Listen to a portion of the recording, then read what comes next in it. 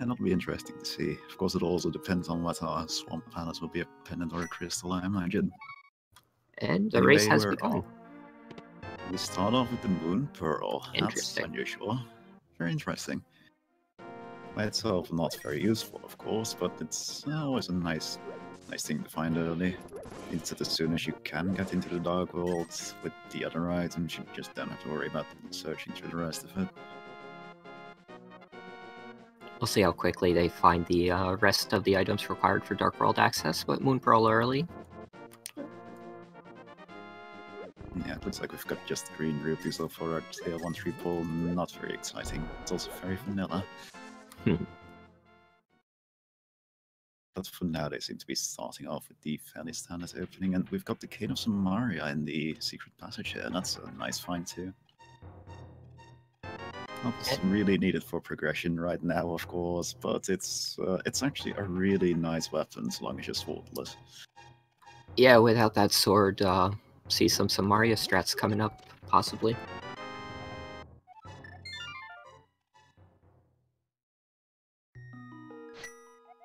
And just a piece of heart in the Sanctuary.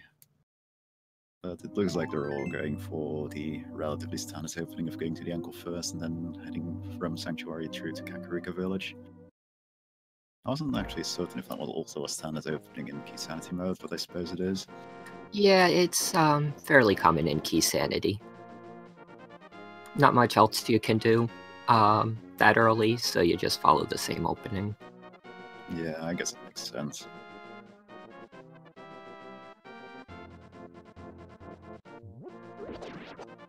And bombs from the bush crab, that's very convenient for checking Kakariko later.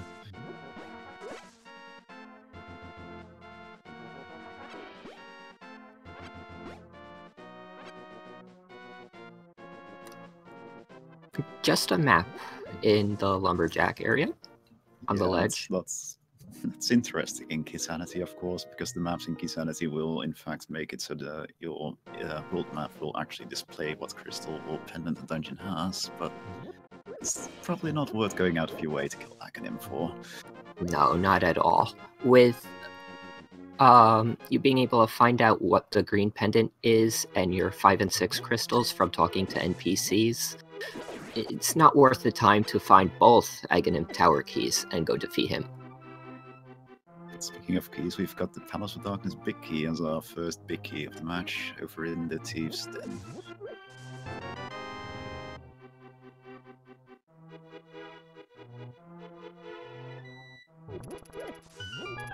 Now we're off to Kakariko Village with plenty of bombs in hand. It also looks like our tier probably 2 triple is arrows.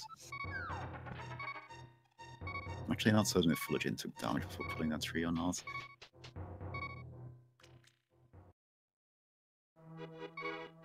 So the 3 triples are bombs, arrows, and single rupees. It's not a bad selection. Yeah, more refills in particular can be handy at times, though arrows being tier 2 is actually super convenient sometimes. And there's a boomerang. The pause map too. And of course, a couple of compasses. The compasses in this mode are also kind of interesting, though not particularly useful for experienced runners. Still, once you're in the dungeon, they'll actually display how many chests you've gotten there.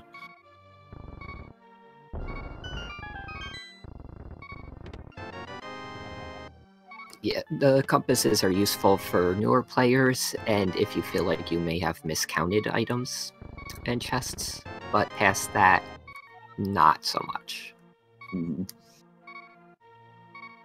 Let's see what the bottom of the well holds today. Just another piece of heart. It's interesting that they're also a little bit short of money right now from the bottom merchants. Never mind it. That's that big 20 actually fixed that problem. Ooh, and that was the fire rod, I believe? I think so. No swords, but a couple of offensive options so far. Yeah, it's going to be a very magically oriented run at this point.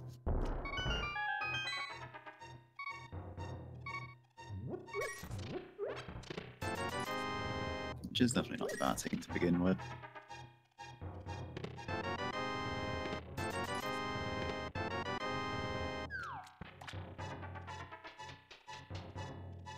Desert Palace big key. That's actually a pretty good find, I imagine. Because that is technically enough to beat the dungeon once you can reach it. Yep, that's one chest plus the dungeon, so a second item off of the boss. The Eastern Palace map, so we might get a first map check in a little bit for our first little bit of pendant or crystal information.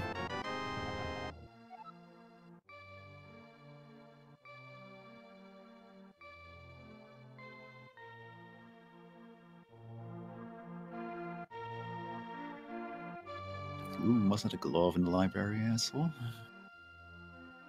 That is what it appeared to be. That's gonna be pretty important. It looks like our Eastern Palace today is a crystal. Just a regular crystal there.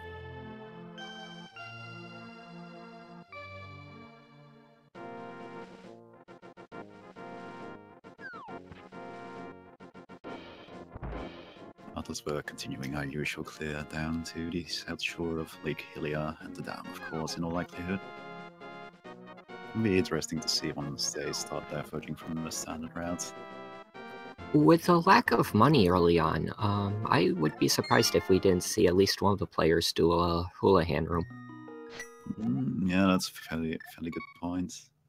Like Willard was actually considering it for a little bit, but he just ended up starting at Link's house anyway. Another small key to pod. Well, you know what they say about pod, it's business all over the place and party in the back.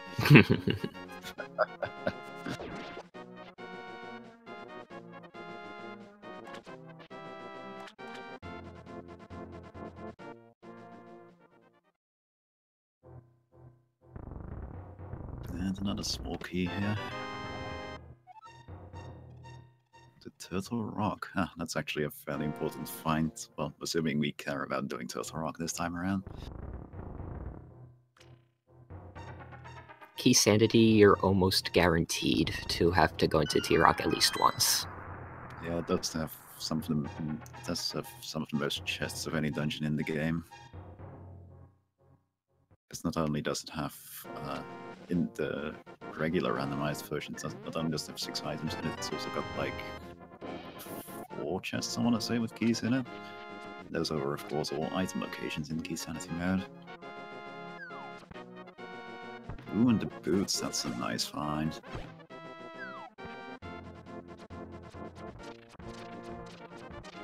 And a sword.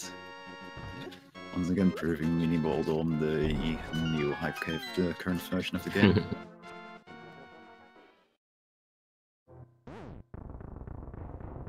The question is, will either any of these runners use those boots to set up the Bootswater walking glitch? You don't have the money for Zora, obviously, but it does allow you to check the rest of the Lake Hylia areas that you normally check with fake flippers extremely quickly.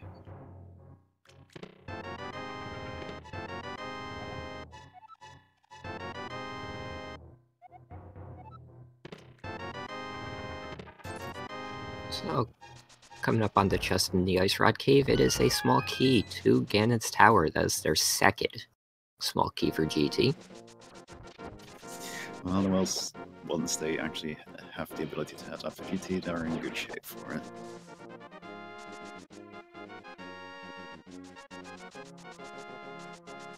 It looks like Ninban is in fact going for the Bootswater walk I alluded to earlier. It's one of my favorite little tricks. It's actually relatively easy to set up too. You just have to dash at the edge of a pit out of one of these 2 Ice Rod caves or Mini Boldorm caves out into the open world, and then jump facing southwards into the water, and voila, you are walking on water. Looks like Willard is setting it up too.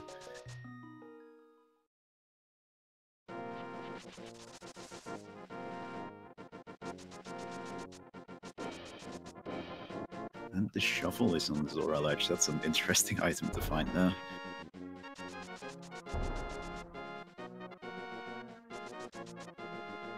That looks like Willard might actually be setting up to grab that ledge item. Because not only did he set up the water walk, he also then proceeded to continue to actually do the regular fake flipper. But that's actually interesting because you don't see that too often in these matches, so you might want to keep an eye on Willard actually grabbing that shovel over there.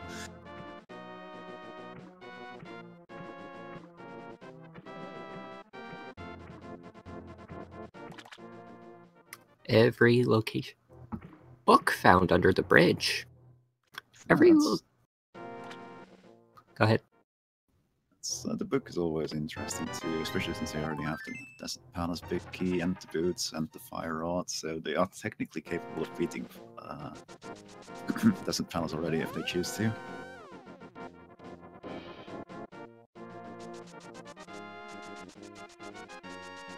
And yeah, that was, for the people asking in chat, that was in fact bombos on the Hera Islands.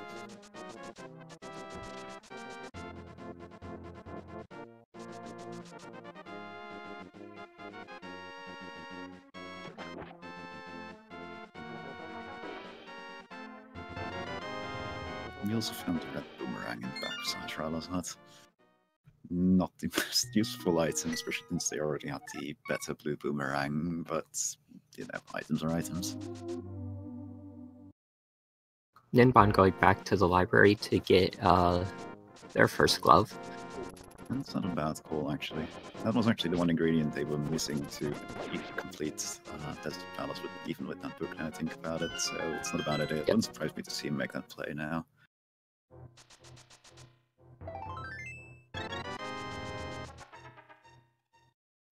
Eastern Palace containing yet more keys for Palace of Darkness.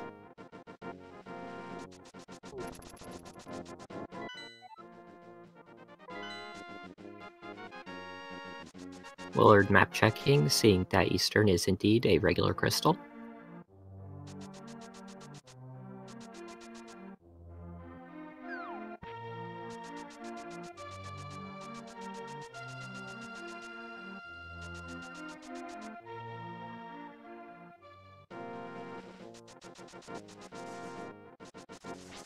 And let's see what Agita's Cave holds for us today. I'm used to it being absolutely nothing, but I also don't normally play Keysanity, so, you know, different factors in play here. It's actually the map was Skullwood, so it's a little bit more information right there.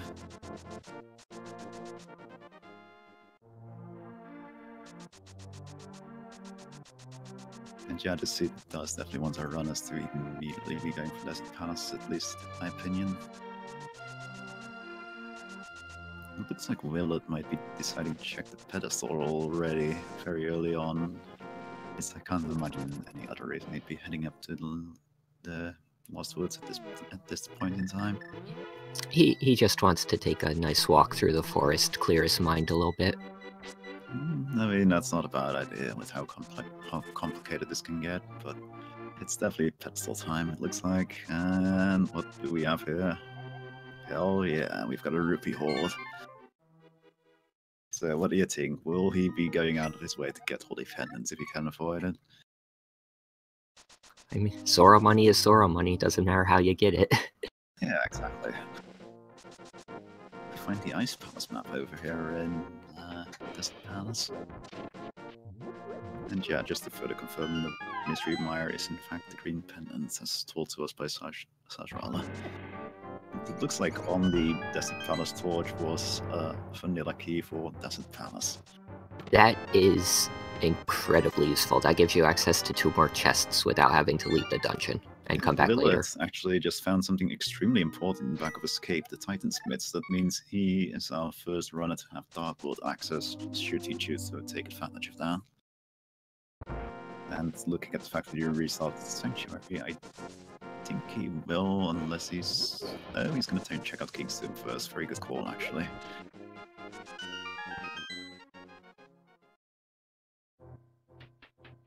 Because this is a very easy location to forget about, and you do have access to it with the mitts. Nice Palace small key, that's mostly convenience as I understand it. Finding the lamp in the first key lock chest in Desert and what appeared to be the Quake medallion. Yeah, that did look like Quake to me as well. That's very nice finds too. Finding the lamp is always a good thing. It's not technically required for people with the fire rod, assuming they're comfortable enough, but well, it certainly speeds it up and it makes it easier to see what you've actually found in some of those chests sometimes.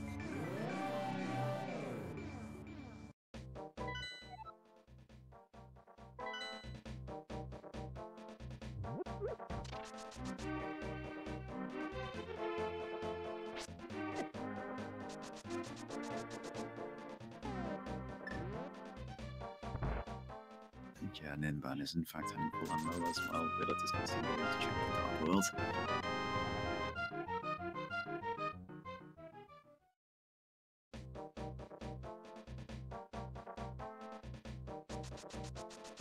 It's like Palace of Darkness was in fact one of our 5 and 6 crystals. So, Palace of Darkness is as ever very important here. Willard is making a check for the first floor chest here in Thieves Town. Very sensible, very easy, quick check. Can't check the rest of the dungeon without the big key, of course, but well. Also, it's important to note that we have Willard's audio. For Keysanity, the music playing in dungeons is actually randomized and doesn't correspond to whether it's a crystal or a pendant as it normally does. So even though this is crystal music that's playing, it may not even be a crystal dungeon. The lamp actually being a better find than you would expect, because our players only have enough magic for 4 lamp uses, not enough to use a fire rod. Yeah, it's funny that that actually came into play here.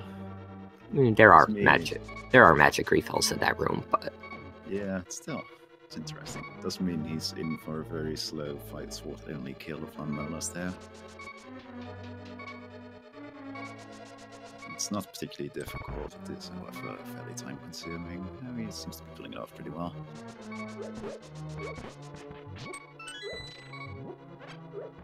And I guess Willard did find the Thieves Town big key at some point, considering he's in the back of the dungeon and didn't even realize.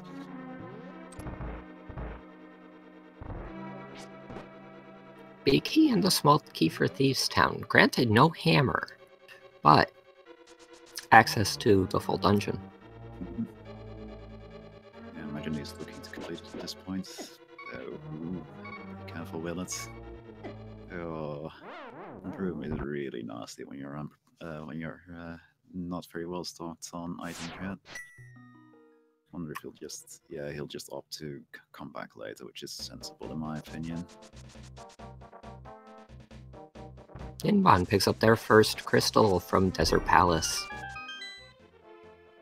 Yep, that's interesting. It's definitely worth doing in that case, especially since he found some good items there.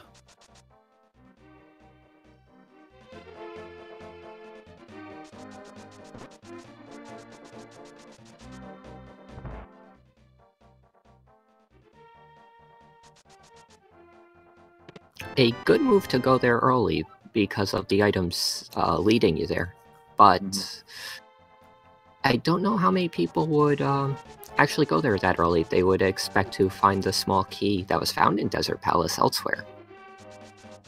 Yeah, it's what's interesting how that actually ended up paying off really well. Yeah, if the items end up leading them to Mire or T-Rock, and one of them is Quake, they'll have to do Desert first.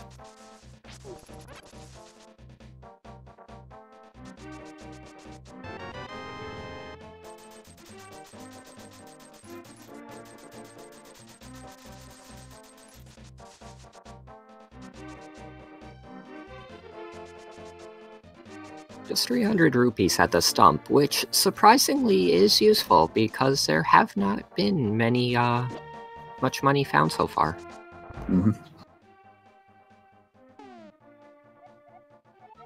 The Desert Palace and Dark Palace are 5 and 6, so the crystal Ninban picked up earlier is actually one of the Pyramid Fairy crystals. So that's good to know.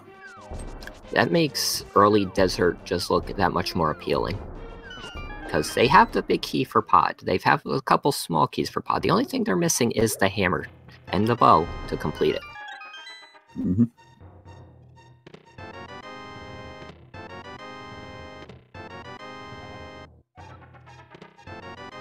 And Hype Cave, not particularly hype. First bottle of the game with a little bit of blue goo inside. Yeah, I suppose that isn't too bad. It doesn't mean that Willard can combine delivering the smith with checking the sick kit. Ooh, and Vulajin also takes a hit. A bit deeper in Thieves Town, but still before checking any more items than Willard could.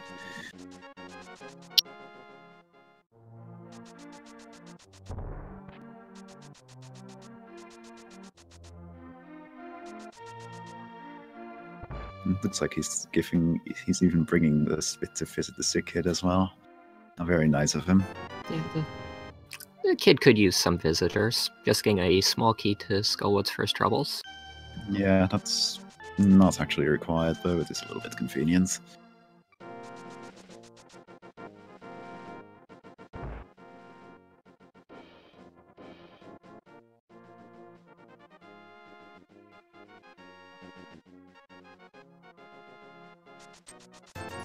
The EAT medallion off of the Smiths might be useful. So we know the location of all 3 medallions now. Yes, we had one of them in Desert Palace, Bombos being on the Lake Hylia Island, and then finally Ether Herons at the Smiths. So in that regard, they are technically good to go for any of the either of the medallion lock dungeons.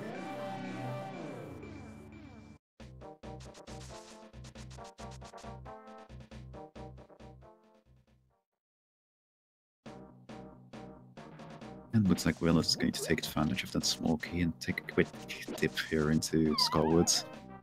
We could technically complete the dungeon, in fact, though, with so Mochila is going to be difficult with his current level of gear. Not that I doubt he can't do it, don't get me wrong, but it's not going to be an easy fight. Vulajin is also checking. It looks like Vulajin also checking out Skullwoods at the same time, and Willard just found the flippers, which Vulajin also already found, and I completely missed earlier. It looks like at least our trackers are more aware than I am.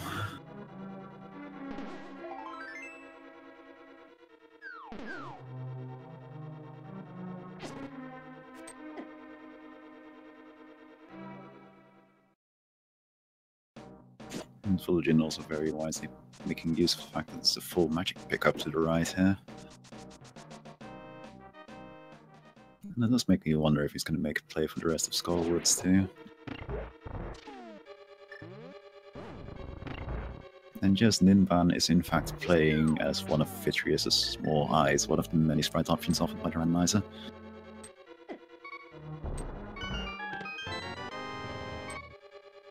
Pastillage is playing as Dark Link.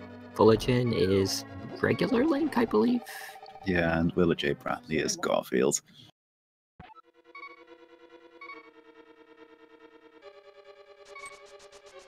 It's not quite Monday yet, but that's okay, Willard.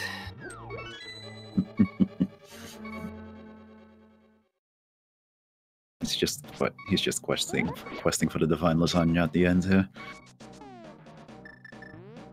It does look like Willard is making a play for the back of Skullwoods. He is very well set up for a death warp right now after checking that chest down here. Not a bad plan without the mirror. Mm-hmm.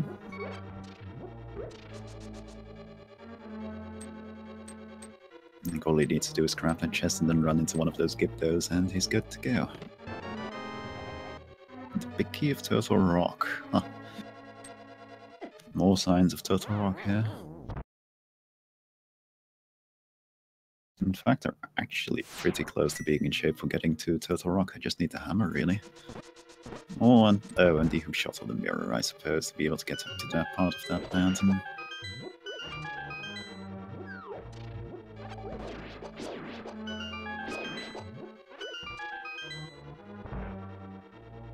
And it does look like he's going to go straight back to Mochila.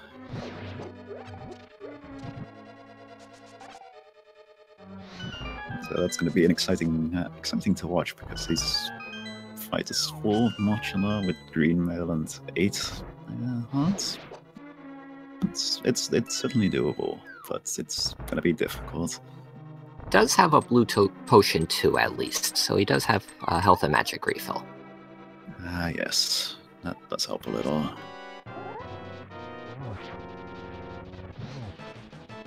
Yeah, Making good use of those fire rod shots while his magic lasts. Very good idea. He's doing pretty good so far. Yeah, Mothiel has been fairly nice to him so far. He's also very carefully waiting for making certain he can actually damage much with his hits as opposed to just running in. And man, that was a very, very good fire. Quite smooth much like fight. this level of gear. As a reward, he gets another one of our crystals, and this has to be one of the regular ones.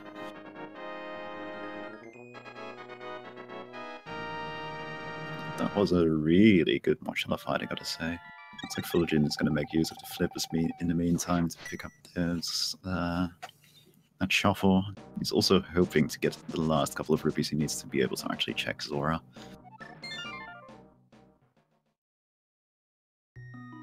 So far, the smaller Zoras here do not seem to be cooperating.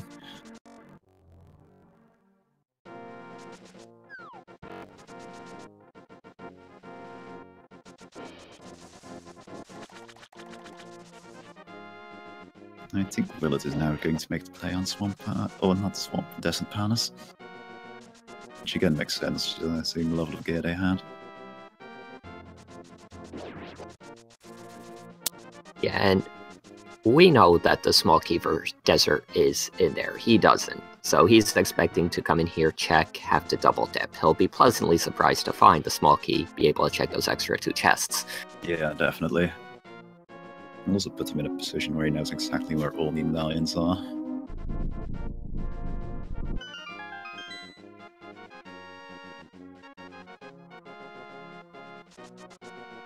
And it looks like Ice Palace is one of the pendants too. So we know where 2 of the pendants are.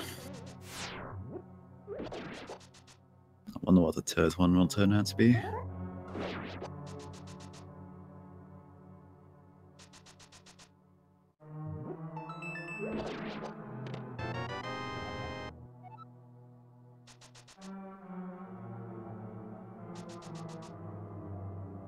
Probably hoping it's Turtle Rock, but chances are you're still gonna have to say hi anyway to it. Yeah, especially since we've found a fair amount of the items required to access the dungeon already. And it's just a huge treasure trove of items to begin with, so, you know, it's going to probably hold all the items they want.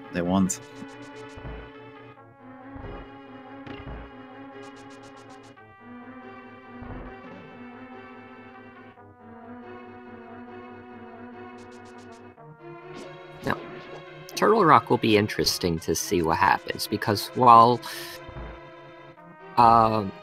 you need 5 keys to finish it, you could finish with 4 technically, because if you avoid the vanilla big key location, the Lava Island chest, it's 1 key for 1 chest. Keysanity, that's not a very good value proposition. However, there's something you really want in that chest and you don't go to it. You're gonna be looking around for that key forever. Yeah. It does in my mind at least make more sense to go for the back of the dungeon there, because there's a lot more items there than there is in that one singular chest. If T-Rock ends up being a required play, which more or less it will be just because of how many chests there are there, I'll be interested to see what Vulajin does. He was in a race recently that the Fire Rod was in that chest. Oh my. That is a really important item. And it also unlocks a couple of items in Turtle Rock, actually, if you don't go there. That's interesting.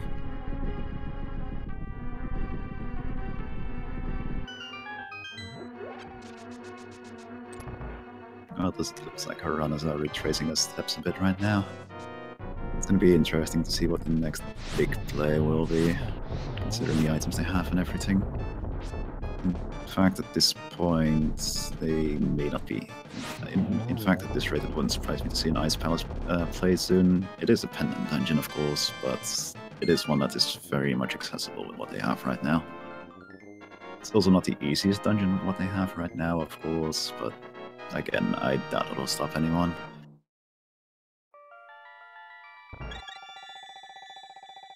can at least grab the first couple chests out of it. Mm-hmm.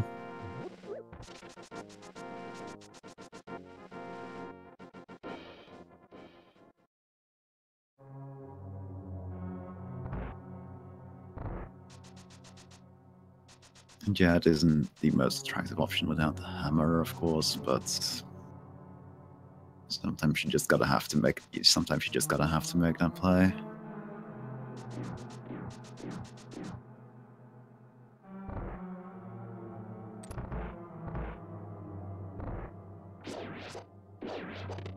Pod is another option, but I don't know if you would want to go all the way to town, take the portal, and then have to go all the way over to the eastern side of Dark World. Mm-hmm. Yeah, that's why it's less attractive with just the mids, because it is extremely far out of the way to get to that particular dungeon. Like, if you want to do that, you'd almost certainly want to combine it with checking out a bunch of other parts of the world.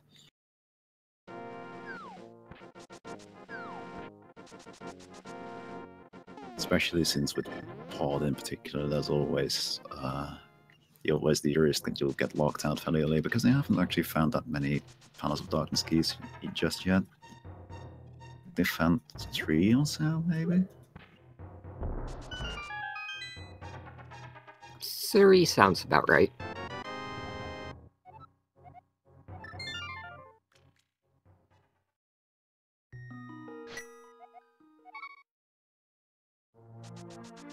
Pastillage taking the same path in Thieves Town that our other players have, grabbing the first few chests and then dying. Yeah, it's not... Despite it being a very comfy dungeon that you often end up doing first, it's actually not the easiest one to complete.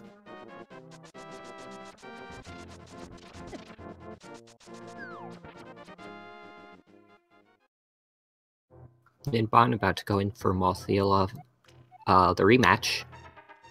Yeah, let's see if he has more luck this time.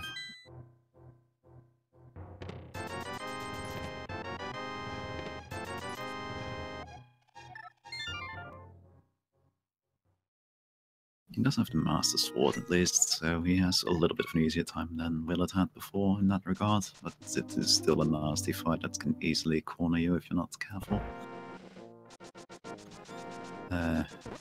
Well, I wonder if we'll go for another rematch or decide to just go elsewhere. No, he is really intent on killing that moth right now. It is, of course, an important thing for him to do, but, well, I guess he isn't in the luxury position that I am. So Moth himself will only drop 20 rupees, and so isn't terribly important to immediately clear.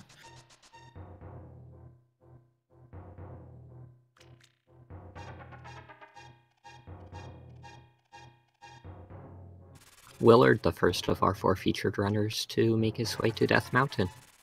Which, the name makes it sound like it's a bad place. It's not that bad. It's, yeah. It's quite festive this time of year. Mm-hmm. Doesn't have too many things you can actually check here right now, sadly. Just the Old Man and Spectacle Rock Cave, really, but it's still something you have to check at some point. It looked like Hera may have been crystal number 2. And yes, I actually saw that before, though he can't have been the first one to check that mountain, actually, considering he just got the map off the Old Man.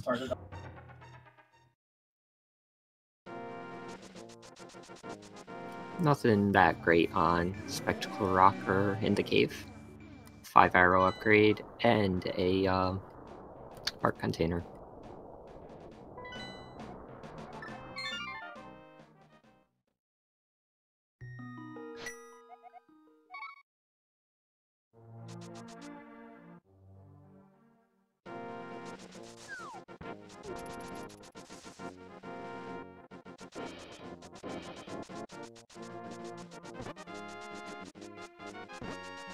Yeah, it looks like Willard's now going to make the play on the front half of the of Hyrule Castle, which is, I believe, the location Ninban picked up his Master Sword. Ooh. That mod fight is really rough at this level of gear. That he's not giving up. He wants this mod down, and I can't blame him, really.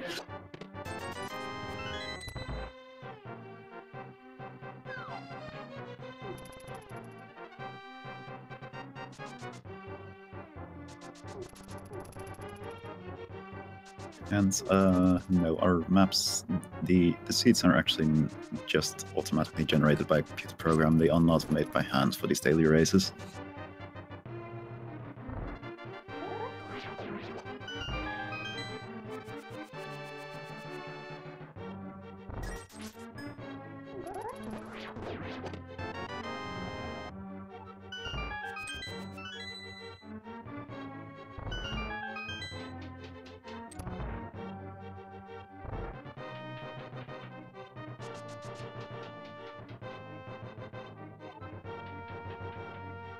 Anyway, while we're in a bit of quiet ground where people are retreading the ground of others, I'd like to make a quick shout out to our runners. You should give them a follow. The links will be appearing in chat shortly. They are, after all, putting on a good show for all of us to watch.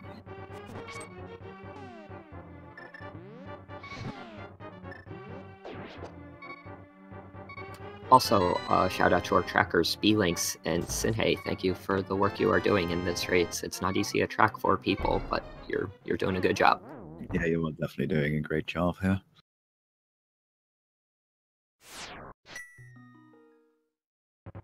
It's like Pastillage is also making the Thieves down play. I wonder if he'll manage to go deeper than our other runners did. He looks to be a bit better prepared than they were. I think he was the only one with a bottle going into this, so in good shape. Mm-hmm.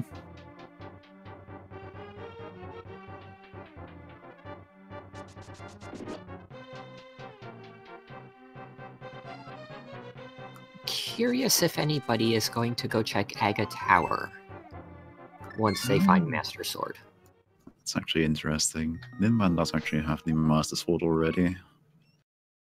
I don't think they've found any keys for it yet, but there's still a singular chest they can already check right now. Aga Tower in Keysanity, you can check a single chest without any keys. Once you find 1 key, you can check a second chest, and with 2 keys, if required, you can go defeat Ganon 1. Yeah, in this case, I don't see them doing the latter part, but if they find a key, it's actually definitely not a bad idea to check those first 2 chests for quick items.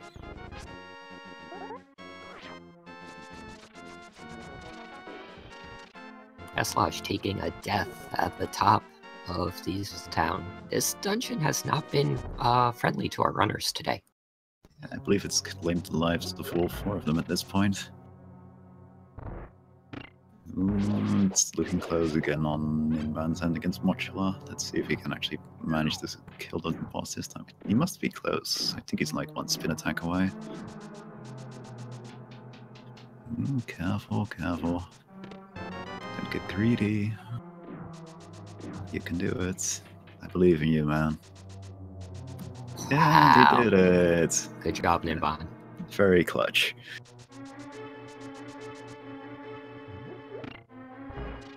If it had been any more than that 1 spin attack, that was not a good pattern to be in. No, it wasn't. Mochila was really liking the top of the room there, and that's the most inconvenient location for him, because if you knock Mochila into spikes, he doesn't actually take damage from your attacks. Ninban working hard for his big 20 in that Mothula fight. Yeah, but at least he got a crystal out of it. A crystal and the satisfaction of a job well done. Mm-hmm. I'm very impressed with his determination to actually keep going there. Very easy to, in a situation like that, to just decide, nope, I've had enough of this. Looks like we're actually getting our first check for the rest of Thieves Town. Just a piece of heart there, but Blind is of course going to drop an item because this is Keysanity mode, not well, a regular mode, so we don't have to worry about the usual situation about off Blind only having a map or compass.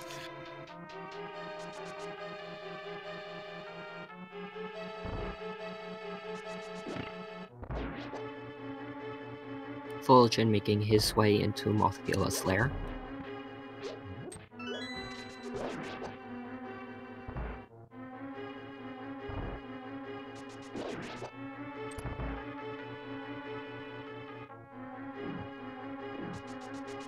Pastillage deciding to do some Arya strats on blind. I can't blame him, actually. It's actually a surprisingly good weapon for this boss. Ooh, now he has to be careful. Thankfully he remembers he has that blue potion, because that is a lot better than wait. That's a much better idea than dying at this point. Should just be one more hit, and then the boss goes down.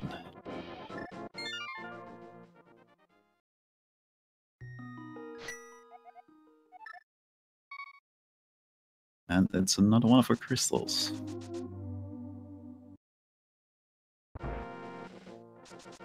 There were remaining candidates for Pennon Dungeons of, in fact, Swamp Palace or Turtle Rock. Those are some interesting options. They're both dungeons that have a lot of items in them.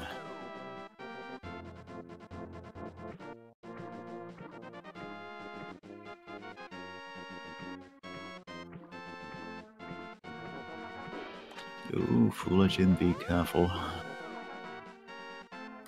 Oh no.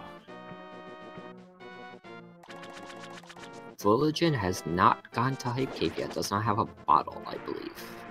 Yeah, it doesn't look like it. Looks like Willard is going to pick up the shovel, and he does actually have money for Zora. Of course, he's going to be very disappointed in Zora, because Zora only has a red rupee as reward for the 500 rupees she gave him.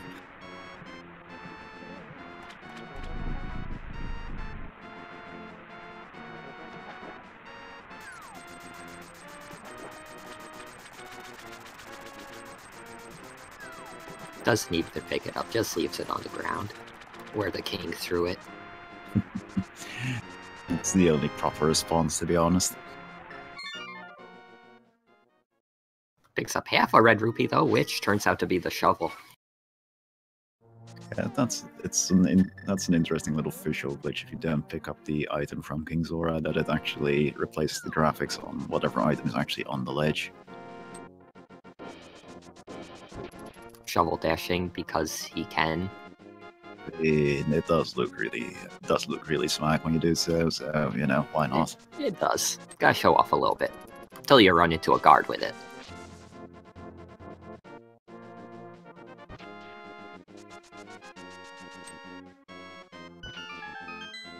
It's just a compass as reward for all his troubles there. Doesn't even bother picking it up.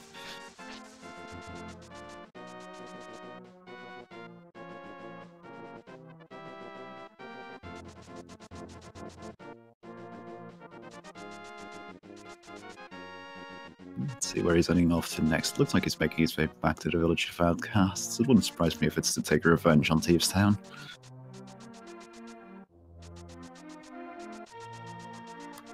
Eight hearts, Master Sword.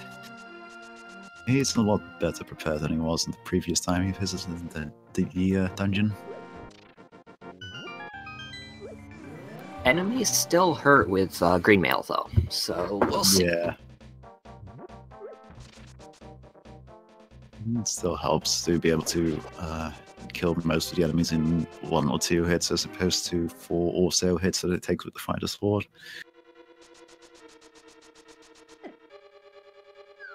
Dig game appeared to be 21 digs, and your prize is a red rupee. Yeah, it looks like Vulajin is trying hard to get his money's worth out of that dig game and just continues digging even after the prize was already revealed. Got a fair amount of money outfit, a decent amount of magic. Got a good refill there.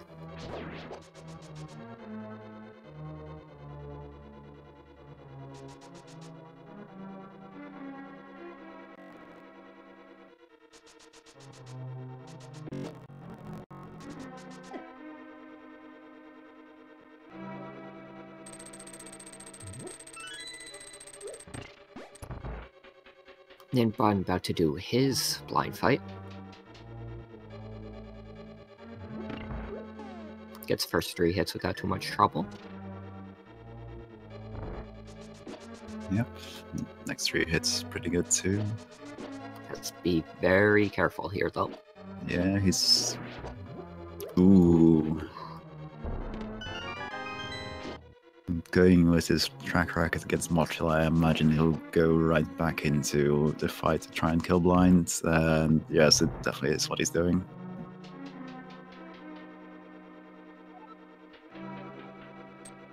Had a good fight up till that point, but those heads do 2 hearts of damage at this point. Yeah, the fireballs do 1 heart of damage, and the heads, as well as Blind's own body, will do 2 hearts of damage. As well as the laser will also do 2 hearts. Yeah. Deciding to do some Mario strats, it's safe at this point to do that. Especially since the boss is now higher up in the room than it would be when you trigger the fight normally. It's a good idea to be able to create that extra distance.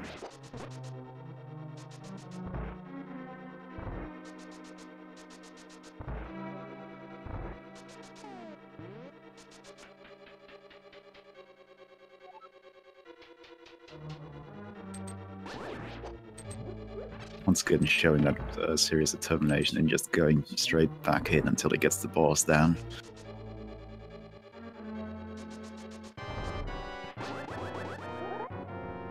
Vulajin, meanwhile, is giving us a first check of the pyramid.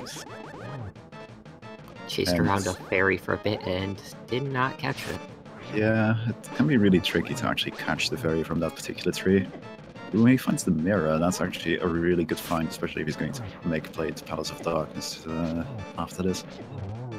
Which I imagine he will if he's travelled all the way out here.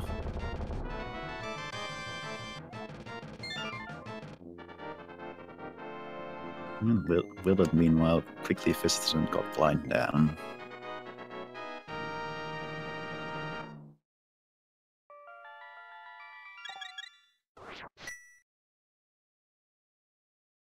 Ninban struggling a bit, but not having any of it, and just keeps going at it. Yeah, he definitely doesn't give up. Ooh, that is a nasty dare to take on Vulajin's part.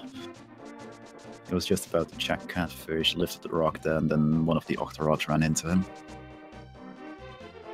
With how hard it is to actually get to that part of the map right now, that is very, very costly. But realizing he has Mire, it looks like we may see a Hera play? Yeah, it does look likely. I do believe they found a Hera key, though, and I don't think it was the big key just yet. Yeah, but no, it was only a small key. So it allows him to also quickly do a quick check on what the Ether tablet contains this time around. And Ninban actually also got the blind kill now.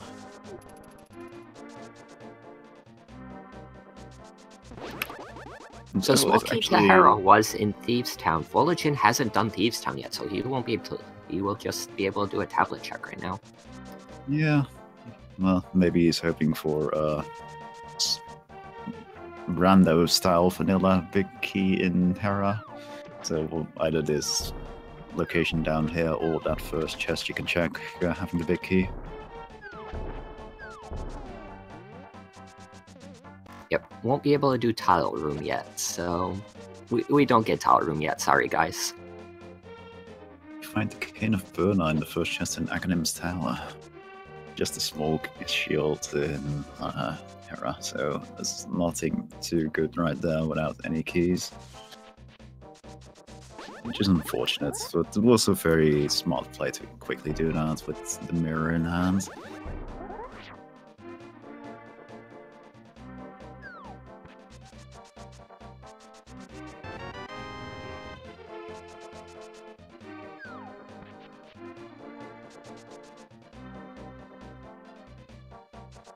Looks like Willard is opting to skip the catfish for now. It looks like he's heading straight for Palace of Darkness. Which again, not a bad play. They have found a couple of small keys for the players already, and there's a fair amount of chests in there. Oh, is he? No, he's definitely continuing. Okay, good. I was wondering for a second if he was going to save and quit, but I think continuing in this direction while you're here is the better play. absolutely. Because as mentioned, it is very difficult to actually get to here. It is a couple of minutes of travel on the overworld from the Village of Outcasts to this part of the overworld.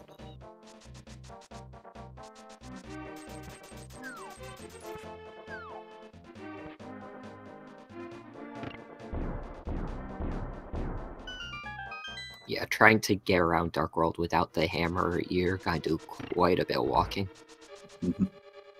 Ninban is now opting to check Hyper Cave and is probably going to be... he's probably going to wish he had that bottle a little bit earlier.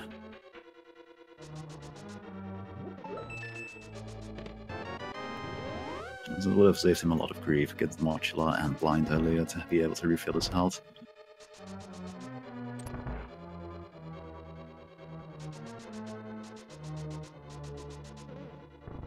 Yeah, plus that one extra heart would have possibly come in very handy on that first blind fight.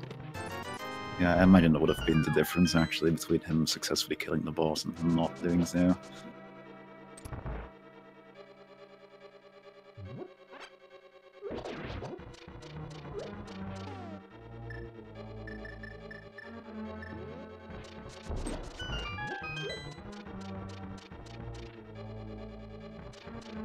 Vulajin picking up his Ether Medallion. We still don't have access to Mire or T-Rox. We're not sure which medallions are required, but at this point, it doesn't matter. We know where all of them are. Yeah, and they are in fact all accessible with Mire being found now. But it's just a case of getting to those dungeons to be able to check stuff in them. Mystery of Mire is actually not a bad one to be able to just, if they do find the footsteps, it's a bad one to just go in and check the chests in, because there are actually quite a lot of chests in there.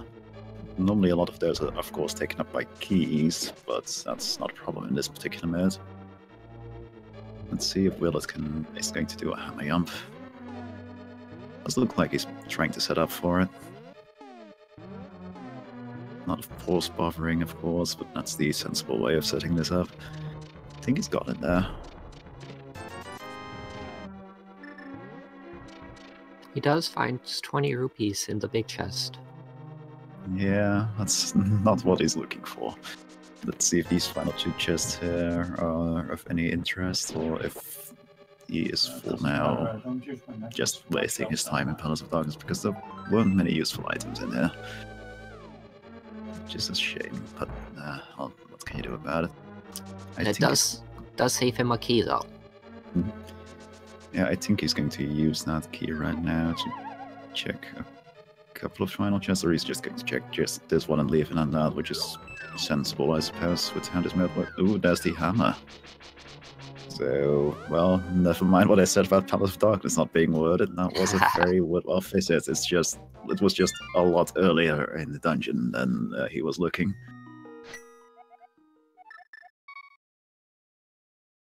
I do believe that gives Willard an advantage over our other races right now with that hammer in hand. That looks like Vulajin is making his way back to that area of the overworld.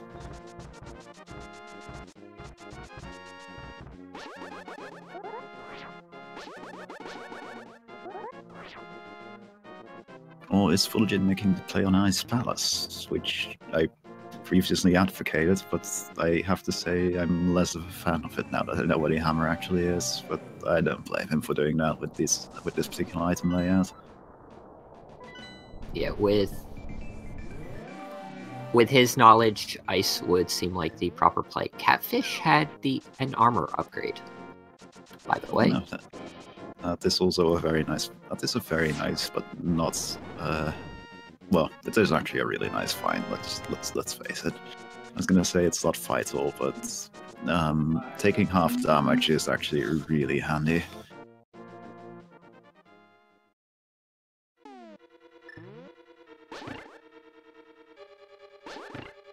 And Willard will actually be able to check a little bit more of Tower of Hera, because while he also doesn't have the big key, he does at least have a small key.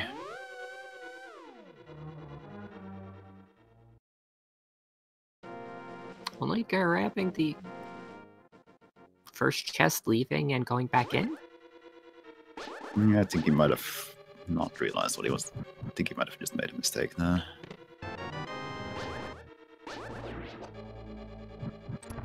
Yeah, it does look like he's making the play for the basement chest. Possibly hoping for a vanilla big key. Though the chances of that happening are rather slim.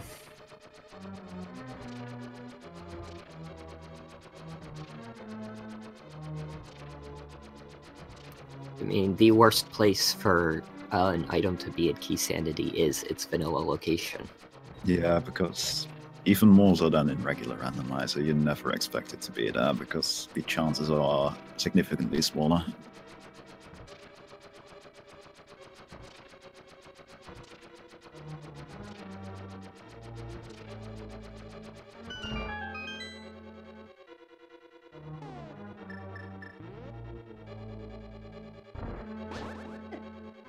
Let's see what the basement of Hera holds.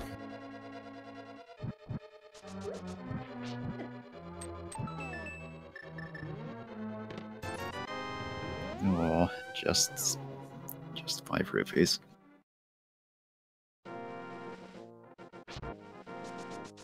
And yeah, as somebody in chat correctly points out, Willard does actually have access to Turtle Rock at this point in time. Yeah, Well, unless he's unlucky and it's Bombos, in which case he'd have to go back to Lake Hylia and pick up the Bombos medallion, but... Technically full access. Yeah, he's got a 2 in 3 chance of already being good for it. And they have found quite a lot of the Turtle Rock small keys already. And it is quick, so he can actually just open it up right here. See if he goes in or decides to get the bottom chest in Hookshot Cave with the boots first. I'd personally in this case, I'd opt to check the rest of that mountain first before going in, and it looks like Willard agrees. Because he hasn't checked any part of the east side of that mountain at all yet, as far as I know.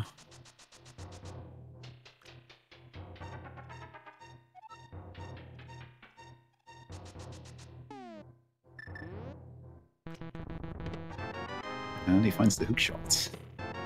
And the bow. Super Bunny Cave paying out big today.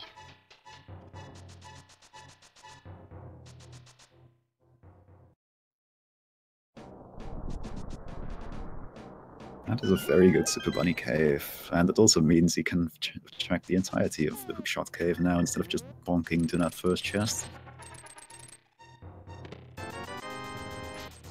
Well, let's see what we've got here.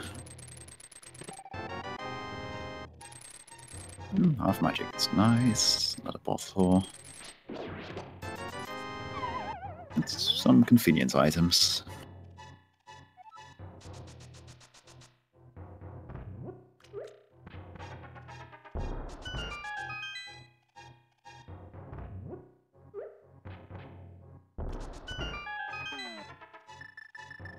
It looks like he's also going to pick up the map on the floating island, which might give us the answer to what Swamp Palace or Turtle Rock is.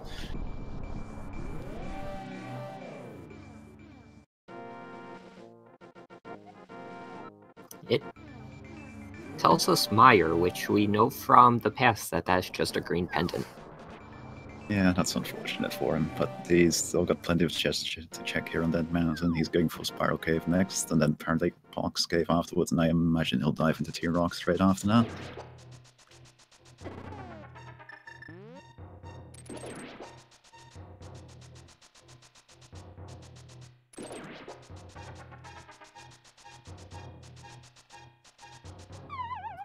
Pastillage making their way to town. Maybe a Skullwoods play? And yes, maps are in fact useful in Keysanity mode. What they do, in addition to their usual function, is make it so that when you open the world map, in the other world, it'll actually show you what crystal or pendant and dungeon gives, which is normally hidden in Keysanity mode.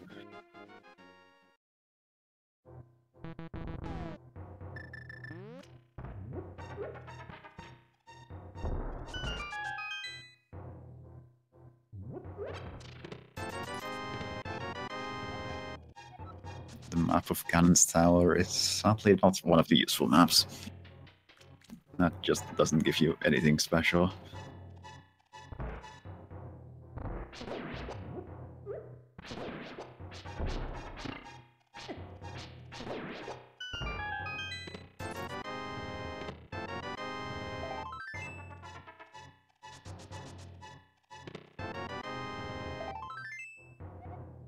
Our last save actually didn't have too much, and looks like Willard is actually opting to not check Turtle Rock right now.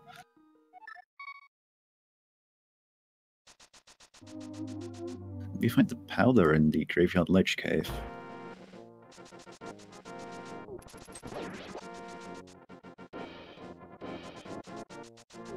A little surprising Willard decided to not check T-Rock. Like, with Hookshot you can do the right side with Fire Room early on just a little bit quicker. There's 3 chests early. Yeah, and I believe they've found enough small keys to make a fair bit of headway into the dungeon, so it's interesting. We'll have to see if Ninban decides to do otherwise, since he's also making his way up to the area of Turtle Rock. On the other hand, I guess Willard figures that with Hammer in hand, there's a lot of other locations he can check.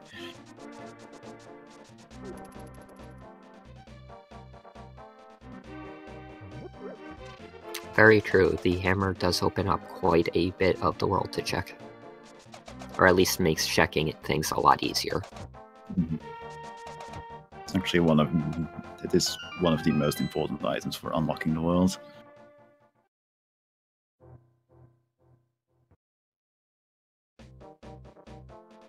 I believe after the Moon Pearl it unlocks the most items.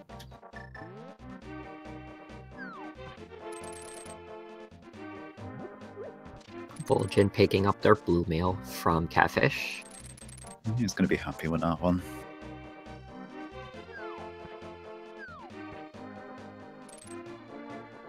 Looks like we've got a first purple chest check from Willard here.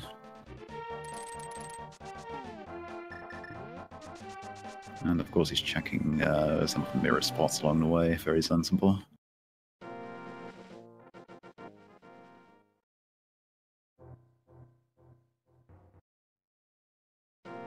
Pastillage checked the purple chest, but I couldn't exactly see what it was. Bamo's tablet is just 20 rupees, though.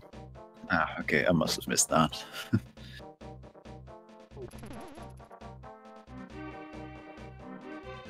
Looks like Vulajin is making his way over to picking up his hammer very shortly. He's going to be very happy with that find because, well, he's kind of stuck without anything else to do at this point.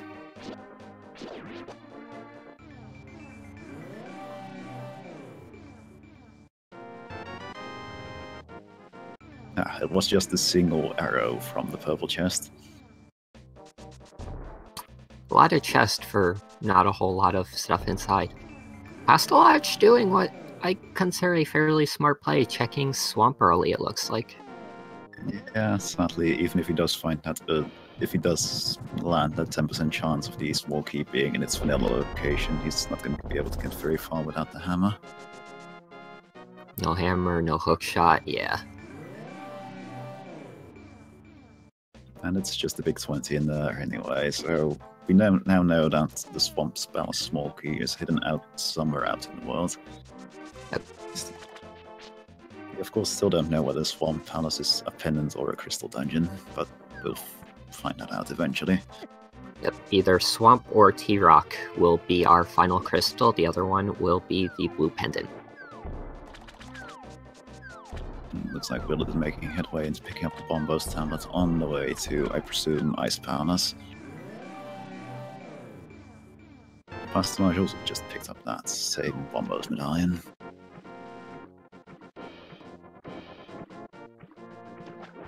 Or he might be using, or I suppose he might be using his bow to finish off Eastern Palace, since I do believe he found the big key for Eastern Palace recently, as well as possibly check out the both locked part of, whatchamacallit, Palace of Darkness.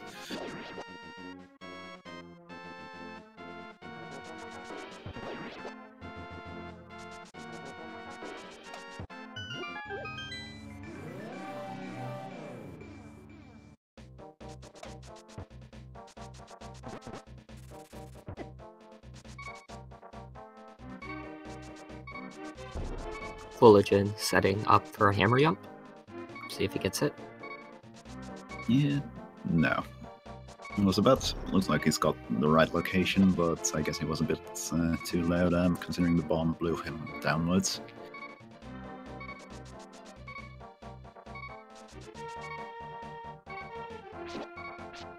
It is a very precise jump to set up, so I'm not overly surprised by somebody not managing to get it correctly. I know I certainly can't do it.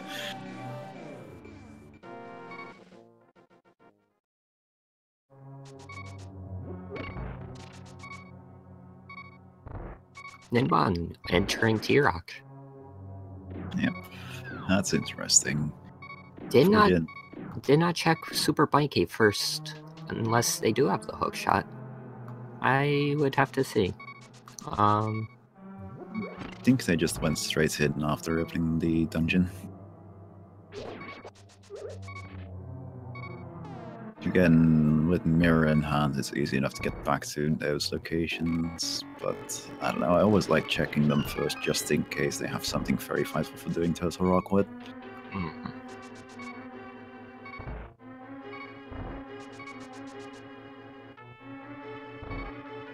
Looks like Vulajin's opting to actually check this, the vanilla big key chest, which I don't believe it's all Willard or Pastillage check.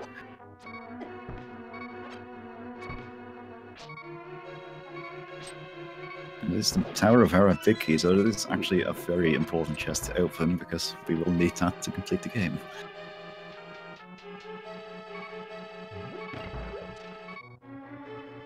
It's just kind of staring in disbelief at the hammer being in Palace of Darkness, it looks like.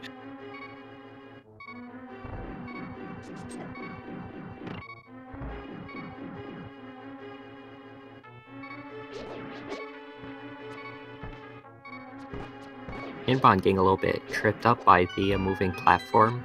Has to do this again. Yeah, it's easy. When you're used to Rando, it's easy to forget that, well, if you don't have to hook shots, you do need to do it the intended way. This time he didn't have quite half the magic. Thankfully there's a magic refill right there. It was a very smooth, almost quick kill for Willard.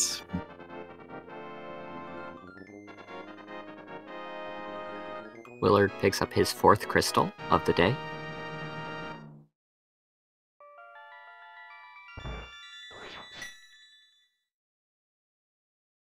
There we go, Ninban has it this time.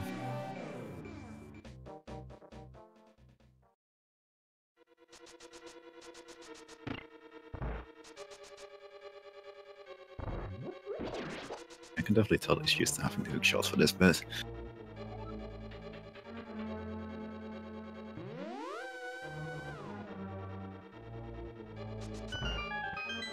Can't imagine he will be too happy when he comes across the hook shot.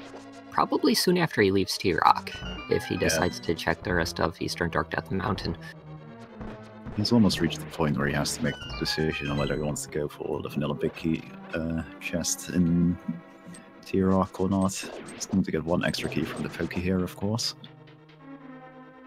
Oh no, wait, never mind. This is the Chain Chomp chest might very well be the last one he can check, unless he gets lucky.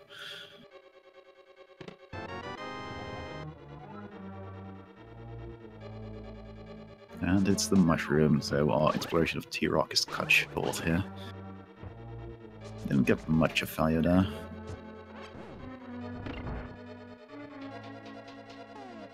Vulajin finding some bombs and a key to Skull Woods so far in Hera.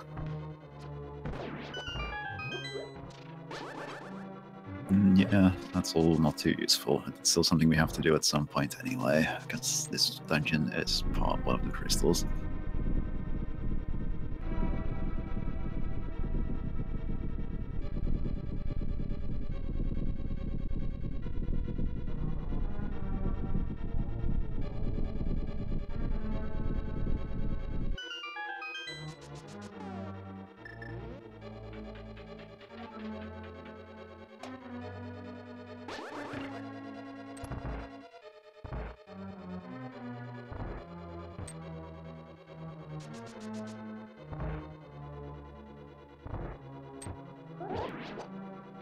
Vulajin? Yeah, Moldorm being his usual trolley self, it looks like, but he's almost got it. Just, ooh, looks like he pokes him forward. He pulls off a nice kill there.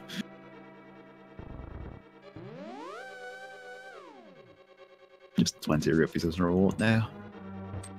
20 rupees and Vulajin's second crystal.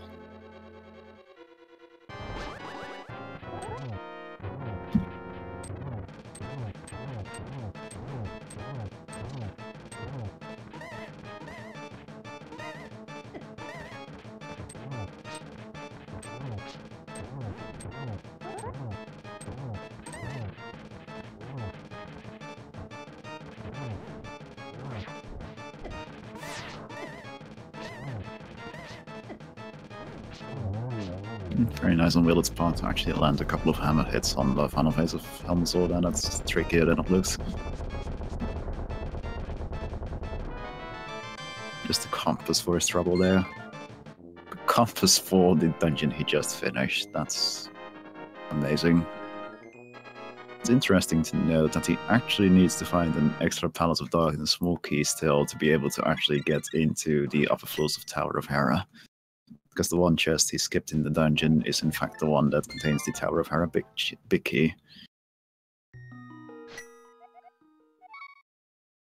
Yeah, we'll see if that ends up punishing him or not, if he would want to go back to pod once he finds a small key for it.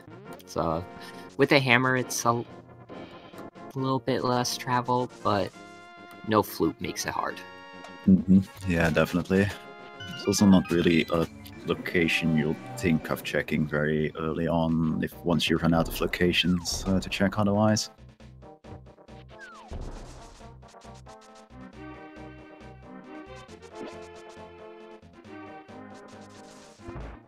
With that, it does look like Willard actually has the crystals in hand to check the Pyramid Ferry.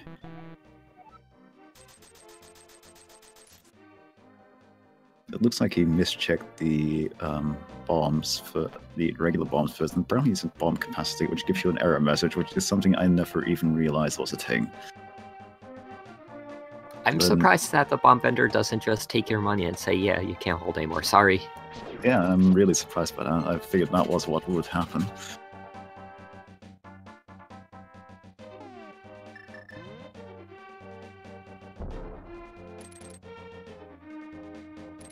Let's see what the Pyramid Ferry holds for us today. Might be good, might be nothing. Let's hope it's good. I always like seeing the Pyramid Ferry pay off.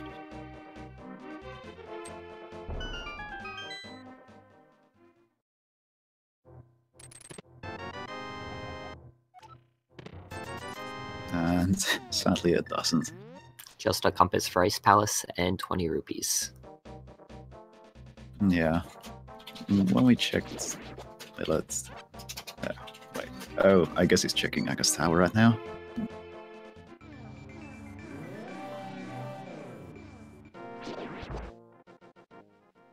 It is a good pairing to check once you do your Pyramid Ferry check. It's at least one chest, maybe two. Yeah.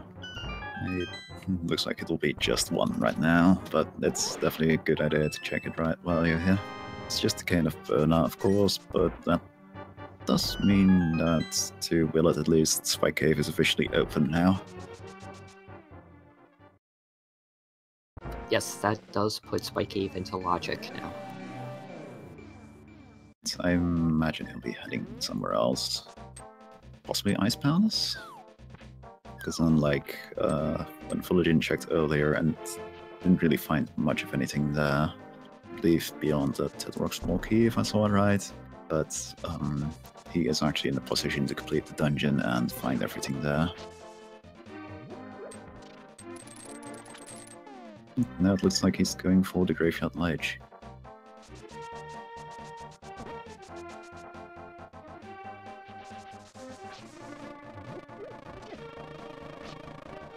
Which will get him powder? Yes. Yes, it does.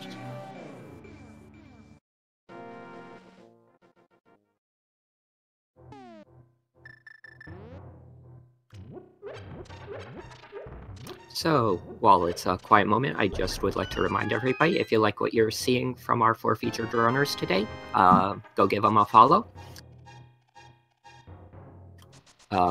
They would appreciate it. Yes, and I'd also like to once again give a quick shout out to our two trackers, Sinhi and B-Links. They've been doing a wonderful job, and they've actually been keeping track of things significantly better than I have.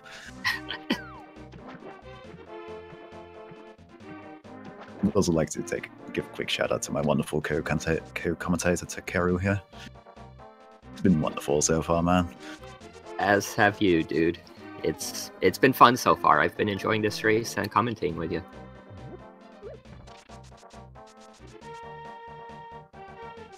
So also looking at the very red color of Ninban, he must have picked up the red mail at some point without us noticing. We know one of them was on Catfish. Yeah, I imagine the other one, with what he's checked compared to other people, I imagine the other one must have been somewhere in Turtle Rock.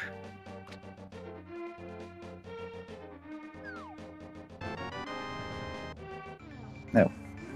No, it's kind of been Turtle Rock because Willard also has it. Maybe somewhere in Dark Dead Mountain in that case.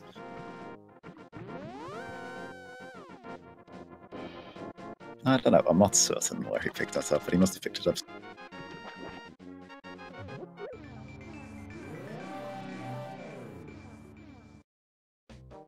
And it does look like Willard is finally making the play I've predicted like 5 times at this point. He's going into Ice Palace.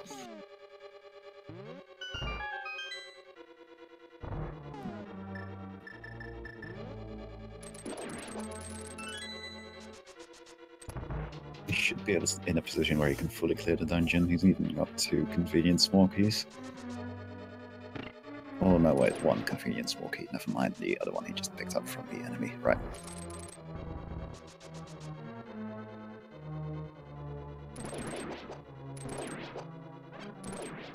It'd be interesting to see if the parts of Ice Palace that Vulajin couldn't check earlier actually does have more value. Yep. 8 items in here. Just a red pendant for beating Cold Stare, but we'll see if he decides to do it anyway to see what Cold Stare is holding. It's also interesting to know that Vulajin, actually possessing the small key, an extra small key for Turtle Rock, is able to check a little bit more of the dungeon than Ninban did. You remarked earlier before the match started that Vulajin actually made the decision to check the vanilla big key chest here in Turtle Rock. It'll be interesting to see if he does so again.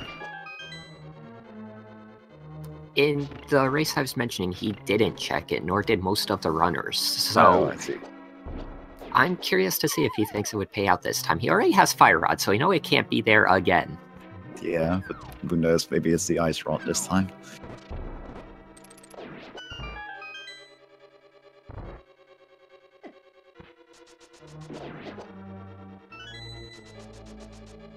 And he does decide to check it. Yeah, let's see if it was actually worth doing. Nope, it was just an arrow capacity upgrade, so it would have been better to not do it, but considering the situation of that race you were talking about, I can't blame him for checking. That was just for his own sanity. Yeah, exactly. And it is worth noting that checking a key that some other people skipped earlier in Palace of Darkness did pay off in him giving him the big key for the Tower of Hera. Mm-hmm. Which so far nobody else has found.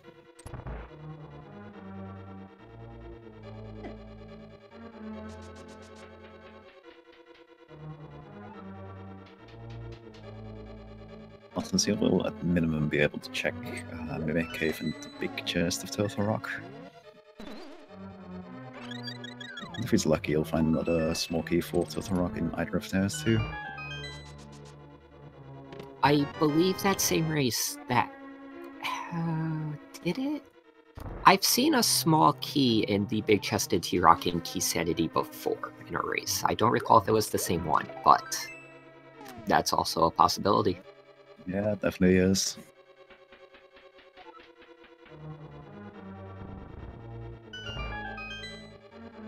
Looks like so far there hasn't been too much of value in the Hammerlock part of Ice Palace.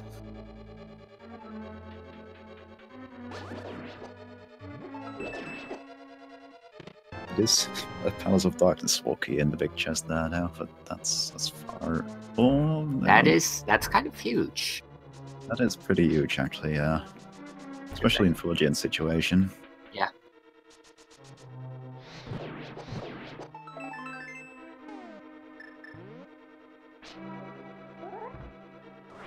And the cape. Which is interesting, because I see a bunch of people asking in chat whether Bump Cave has been checked, and I don't think it has been checked at all, but Vulajin could actually access it now. I wonder if he's going to go straight there. Is this the right save and quit location for it?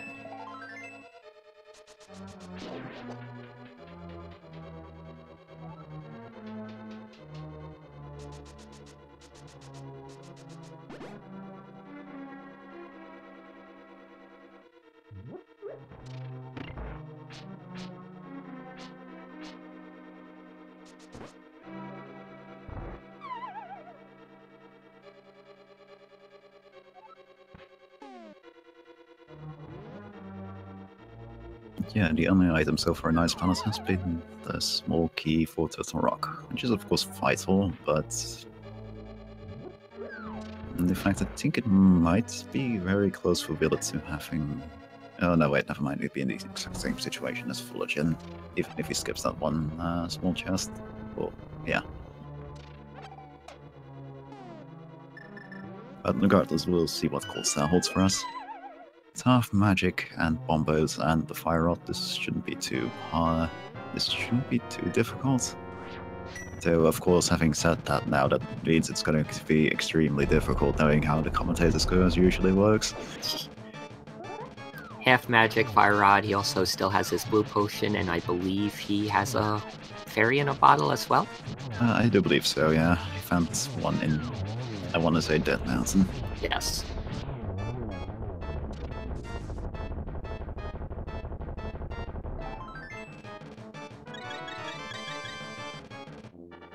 But dispatches Cold Stare without too much trouble. Gets a heart piece restoring him to full, and a red pendant which would restore him to full health again anyway.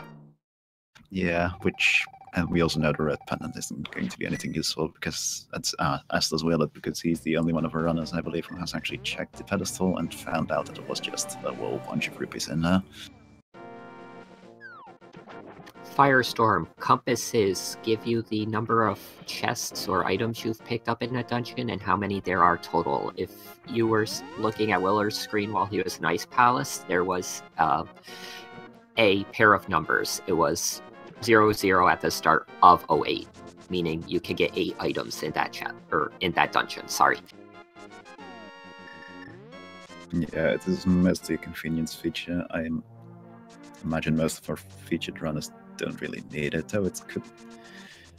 With the situation in Palace of Darkness in particular, once they start hunting for the Tower of Hera big key, it could come in handy there to remind them that yes, they did in fact need to check one extra location in that particular dungeon.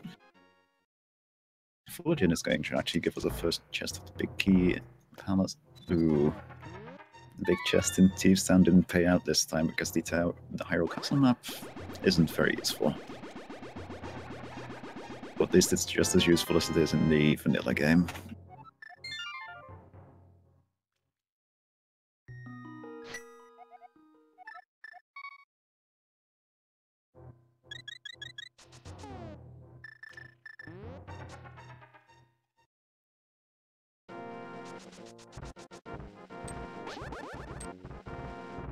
So a big question remains. One ring out of Swamp Palace and Turtle Rock, which one is the crystal? The one ring where the flute is for a Misery Mire access, though I suppose that may not be required at all with it being a pendant. And there are also possibly wondering where the Ice Rod is. Yep, the big questions are those, and the Swamp Palace small key. Ah, yes. Don't forget about that one. Oh, who knows, maybe Spike Cave will be the play for now.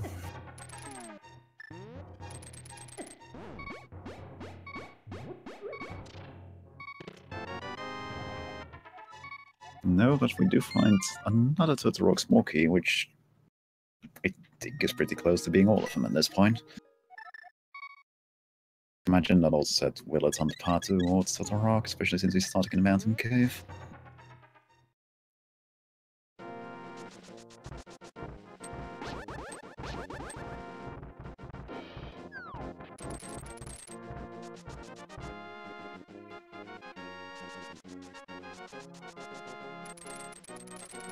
At this point, Willard would have the most access. He's found the most keys for T-Rock now. Yeah, he's found the ones everybody has found, as well as the one in Ice Palace, and that final one in Spike Cave, which I think puts him at 5 keys found for Turtle Rock so far. You'll see once he enters the dungeon.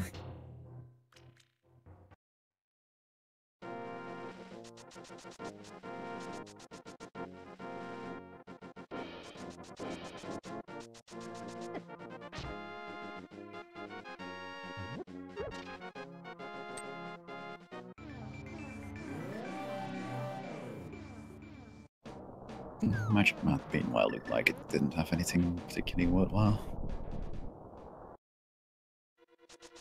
Kind of a shame with how out of the way the paddle was.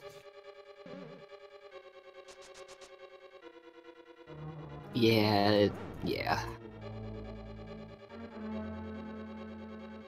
Vulajin's still on Fighter Sword, hasn't found his second upgrade yet. Yeah, it's kind of surprising. Everybody else has been on the Master Sword for quite some time now.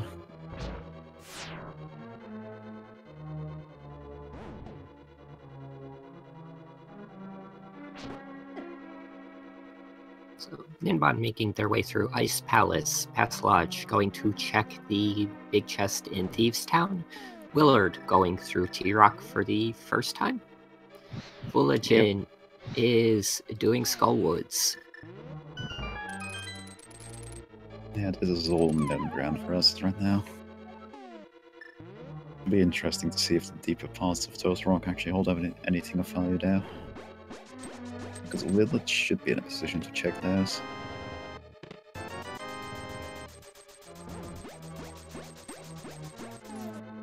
The only thing stopping Willard from completing T-Rock right now is the lack of a Fire Rod, or, I'm sorry, Ice Rod. We've had Fire Rod since the start of the game. Yep.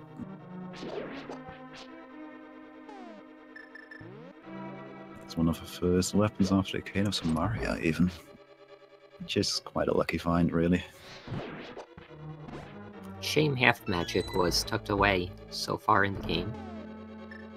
Yeah, but now they have it. It's a very nice weapon. Half magic is quite a nice find right before doing T-Rock.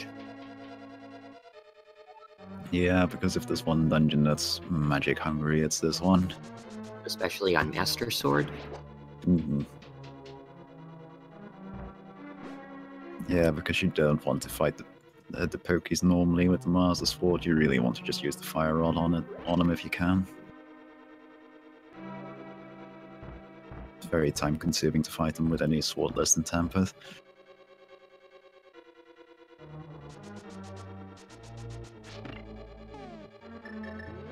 I mean, luckily, there was the blue potion found early.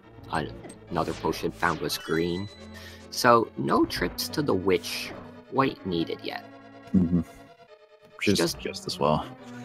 They do have the mushroom to make it a little bit more profitable, but interesting that Willard also opted to check that chest. He has one more big, small key than Ninban had earlier there. And Vulajin had earlier, for that matter.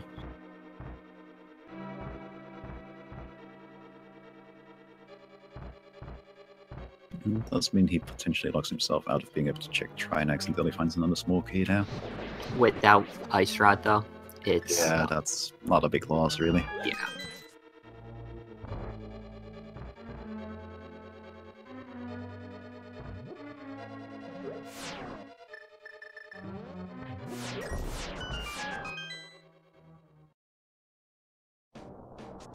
For Keysanity, the quote-unquote proper play for T-Rock is if you're missing one key, you skip the vanilla big key chest, the Lava Island one. Because that would allow you access to the laser bridge.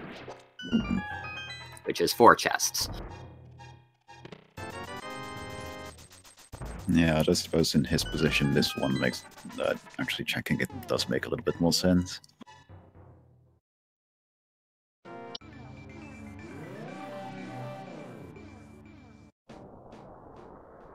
So he's banking on either Ice Rod being elsewhere,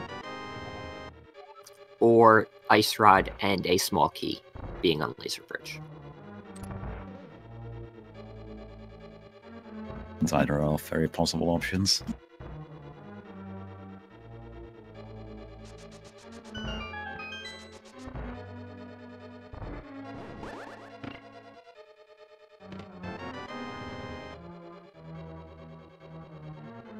But let's see, it's almost time. Well, it'll be a little bit more before Laser Bridge, but still getting quite close at this point. Looks like Vulajin is making use of that small key you found earlier to complete the Panels of Darkness.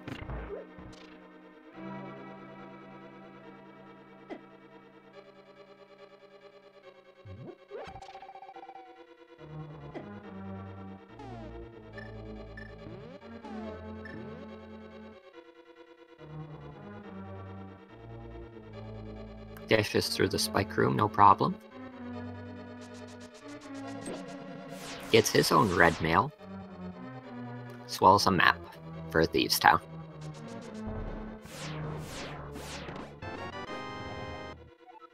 There's a Swamp Palace small key. Interesting. It's very likely at this point we'll find out whether Swamp Palace is a crystal or a pendant by Willard completing it. Also found another key for Aga's Tower.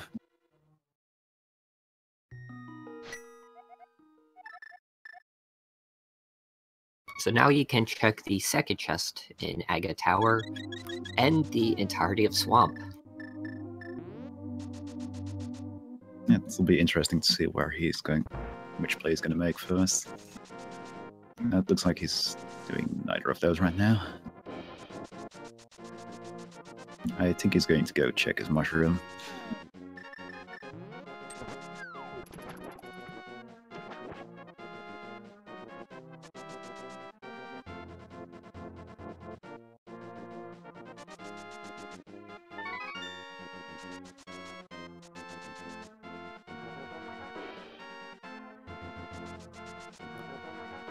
So Ninban making their way back to the castle.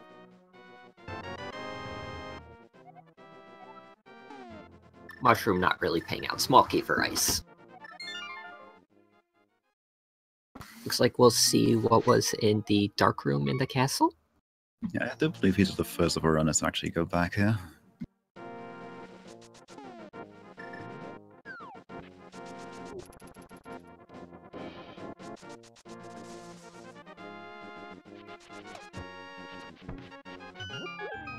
It's just a piece of heart there.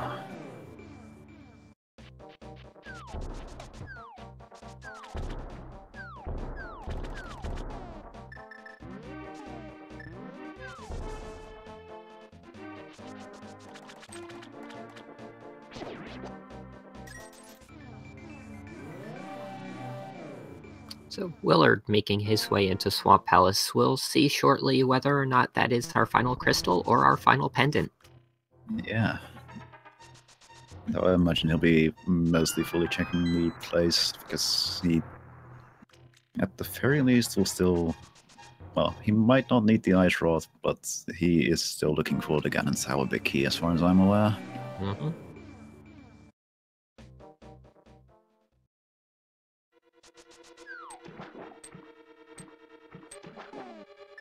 Yes, big items still in play are the Ganon's Tower big key, the flute, and the Ice Rod. The Tower of Hera big key was in the vanilla big key location of Palace of Darkness, which is a chest which is often skipped in this mode, and which the only runner on display here who didn't skip that chest is Vulajin.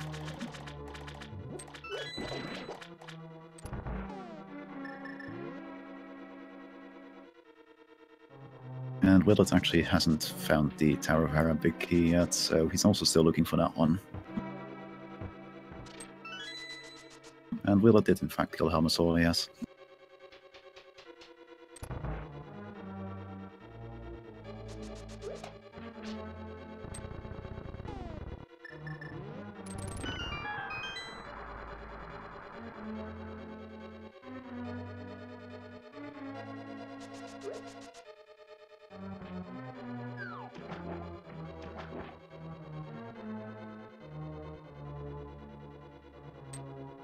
Anyway, we're about to start seeing some payoff from Palace of Swamp. Palace of Swamp, what? These names are so weird. This Palace of Darkness is actually the only one that's Palace off, but you just want to say Palace off for all of them. I mean, Palace of Swamp is pretty accurate. Yeah, it's close enough. Find the Mirror Shields. That's... Well, that one was locked behind Laser Bridge, technically, so I did expect you to have an invulnerability item for now. At least it was nice enough to give you cape leading up to it. Yeah, definitely. The chest right before it, in fact. Yeah.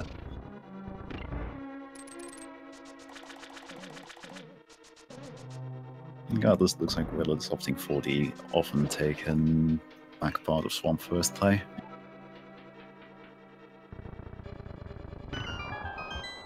Ninban also deciding to check Vanilla Bicky location on the Fire Island in T-Rock. Yep, and it's kind of hard to see, but yeah, he didn't go to Spike Cave earlier, so he is almost done with being able to check T-Rock.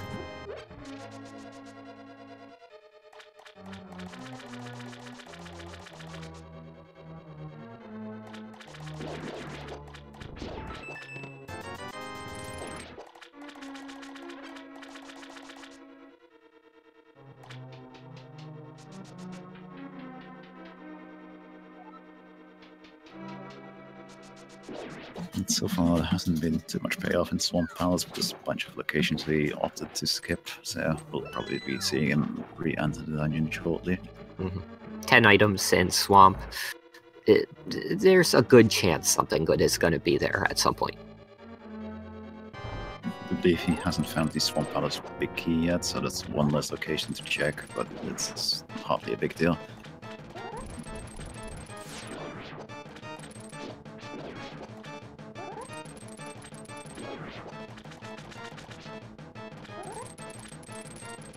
Looks like Willard's opting to try and do double hooking into a spin attack, which is, I believe, very slightly quicker than just normally slashing the puffballs, but it's also a little bit trickier to pull off.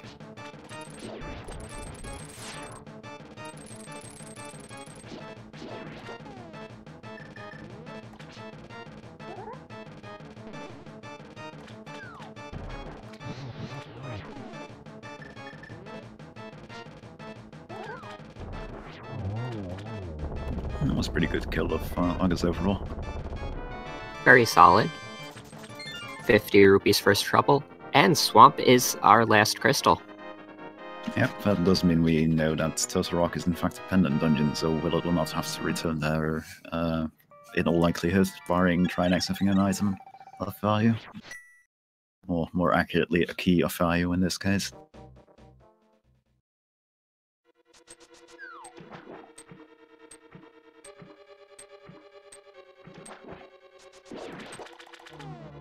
The last thing anybody wants to find out is the Ice Rod, because that's just going to lead them on a path of destruction. Yep. No, that also means that Willard is a Ganon's Tower big key and the Tower of Hera big key short of go mode right now. We know what the Tower of Hera big key is. That one is in Palace of Darkness, where in one of the only chests Willard didn't check earlier. He did in that since that time pick up an extra Palace of Darkness small key, so he is in a position to check it, but I imagine it's not going to be on the forefront of his mind, it's being the only chest in that area left for him. It's not a particularly hard chest to check, but without Flute, it takes a lot longer to get over to Pod.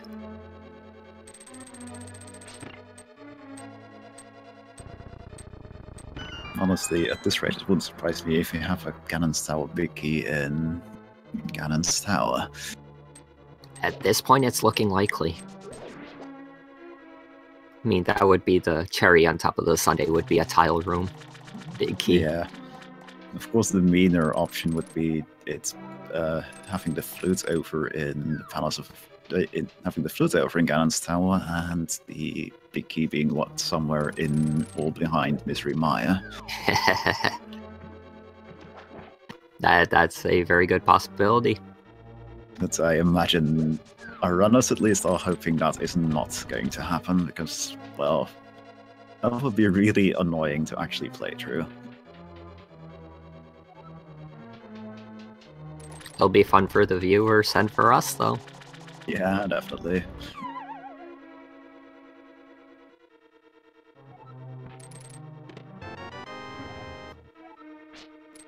Yeah, chat brings up a good point. What if it's locked behind green pendant? Have to complete Mire and then run all the way back over to the eastern side of the world. The game is giving a lot of small keys for Palace of Darkness to Willard, by the way, which maybe he'll take it as a hint that he needs to go there to pick up the his Tower of Hera big key.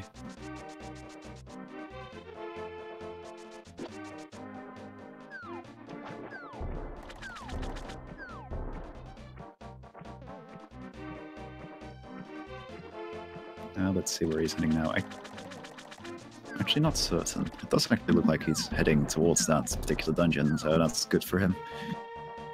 It does look like it.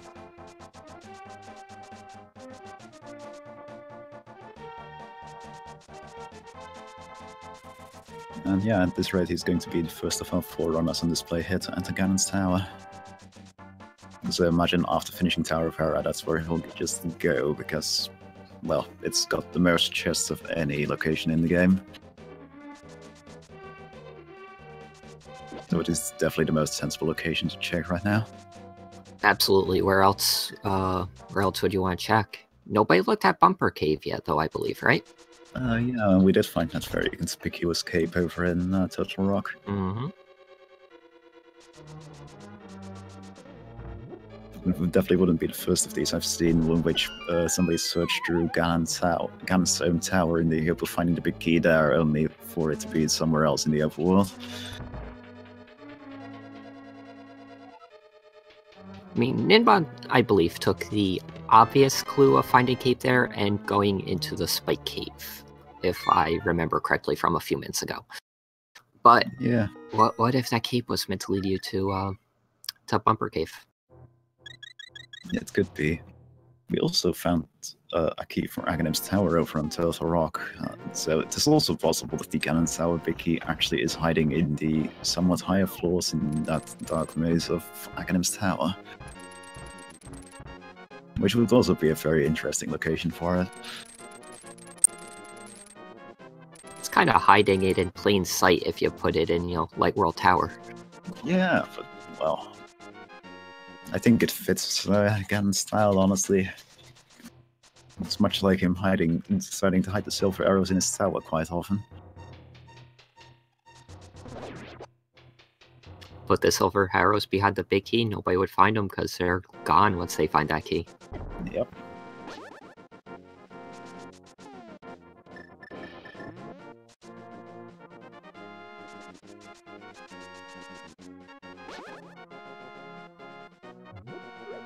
And yeah, it looks like he's also setting up the Dogwood portal just outside of Tower of Hera using the mirror in this way. Very sensible. It's slightly quicker than having to go back and forth an extra time. Absolutely, it's a good idea to do that when you can. It's also not very often that you actually are in the luxury position of being able to make this play where you, well, go into Tower of Hera and then immediately go into Ganon's Tower afterwards.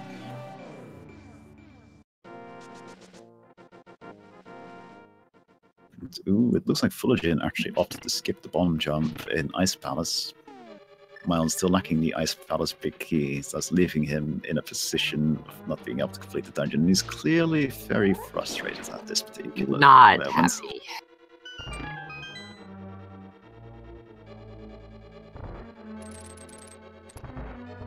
He isn't missing any items particularly in Ice Palace, and it is just a pendant dungeon, so in that regard it's not too bad for him, but it's still still going to be it's still frustrating, because you definitely feel like you wasted a bunch of time there. Yeah, the only important thing was a small key to T-Rock, which I believe was the first chest. Yeah, I believe he already had that one even. Yep. So honestly, this is going to save him time, but it's just going to be mentally draining on him. He'll be thinking, Yeah. what am I missing in Ice? What if I'm missing something important in Ice? Like, could very well opt to go back there to look for the Ganon Sour Big Key later.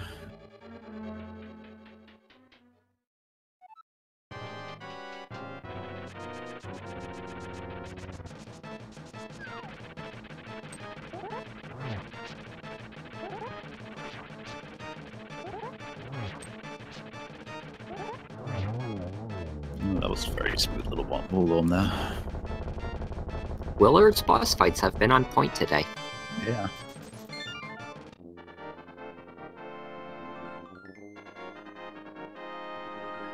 He's about to be the first runner on the stream to enter Ganon's Tower.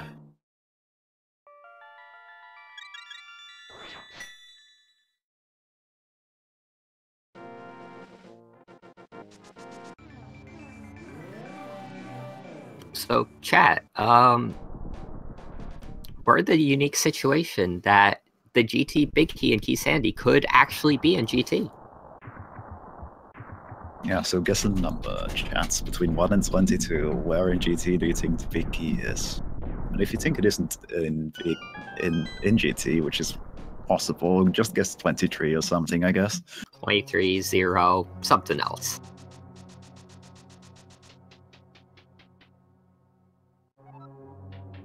Let's see, a bunch of 22s already. Everybody always loves the tile room. I mean, there is the option that Flute is in Tile Room, and then the Big Key is somewhere in Mire, or you have to turn the Great Pendant in for it. Regardless, we're proceeding with our GT check right now. The torch was just past the upgrade, and well, that was a Ganon's Tower Big Key, but it wasn't the one we were looking for.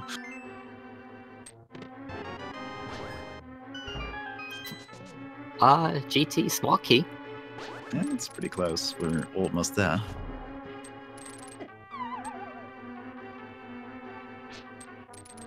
I would definitely not be surprised at this point if he finds the flutes in here, by the way. I fully expect it here.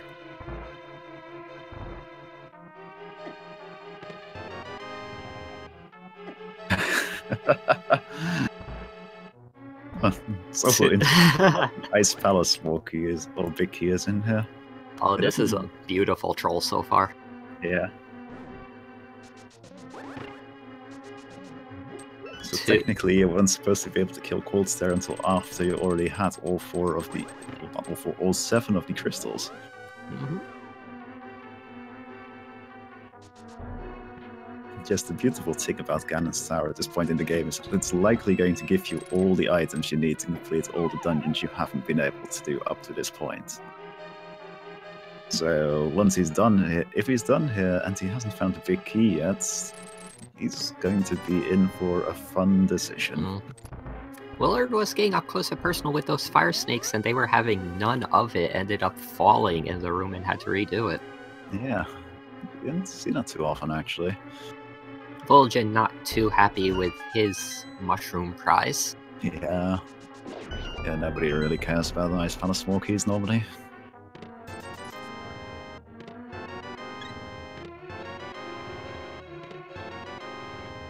Whole lot of nothing in the rando room.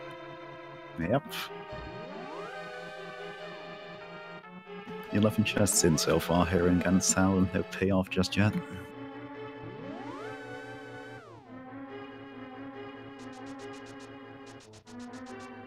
Looks like the upper floor chest of Ganon's Tower didn't pay off either for Pastillage.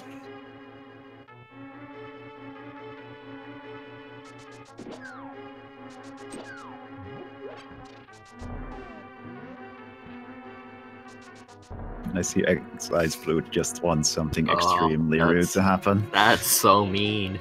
I love it. Small key to Castle Tower. That's the second one, so something important could be in the second chest in Naga 1. Pastillage actually just checked that one and didn't find much of value, sadly. In the second chest? Yeah. So the only thing Willard now has access to is that map that is in Lumberjack Cave, and I imagine he doesn't really care for that at that point, because he knows where everything is.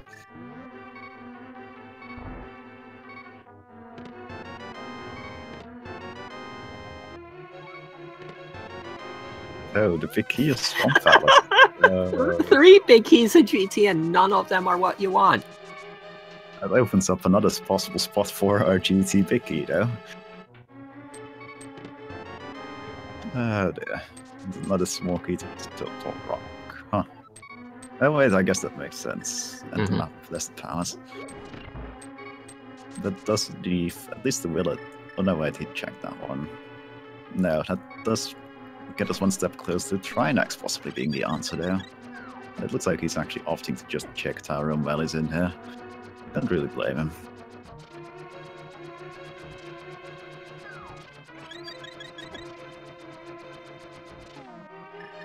And thank you for the 1 bit for each big key there, JTN.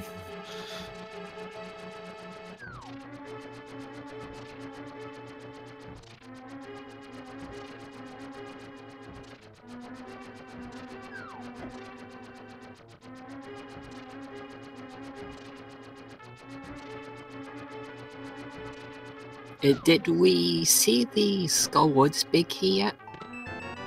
I don't think so. I guess we'll find out soon once he finds it in here, now with how this has been going so far. We could have a 4th big key and not any of the ones you want. On that note, there's only 4 possible locations left for the GT big key in GT.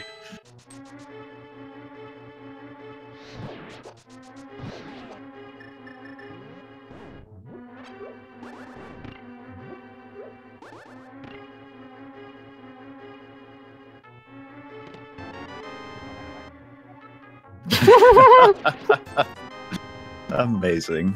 Beautiful. And yes, it definitely looks like Ganon's Tower held all the big keys you didn't need to reach Ganon's Tower. So Willard now has piled for choice on dungeons he can recheck for the Ganon's Tower big key. And thank you for the 4th bit, JTN.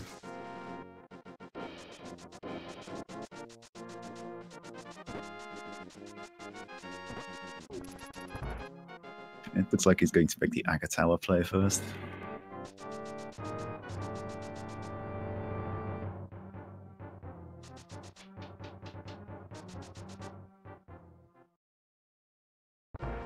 So, Ninban and Pastillage currently in Swamp Palace to get a crystal there. Vulajin working his way through T-Rock.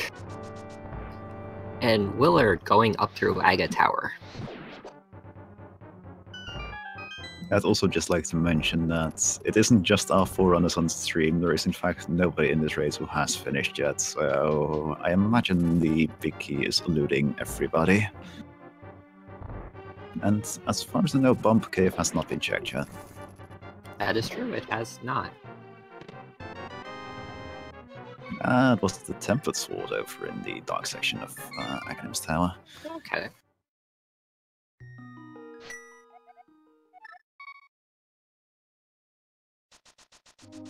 Go mode is more or less just the Ganon's Tower big key, which we know is not in GT, but there were 4 other big keys in there.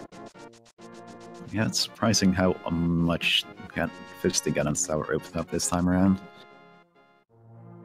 And Willard is in fact going through each of these dungeons one by one, rechecking those locations. Wonder if he'll go for Bumper Cave after he finishes Skullwoods, assuming he doesn't find the big key here.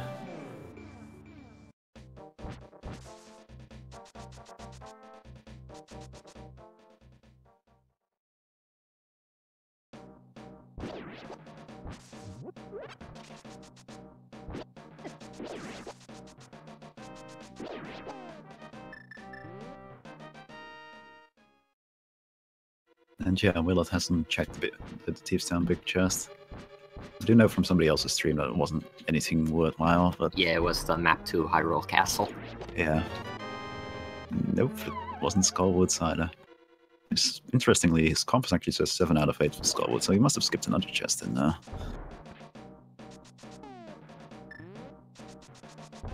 Can't have been anything. It can't have been a big key though, because somebody else would have found it.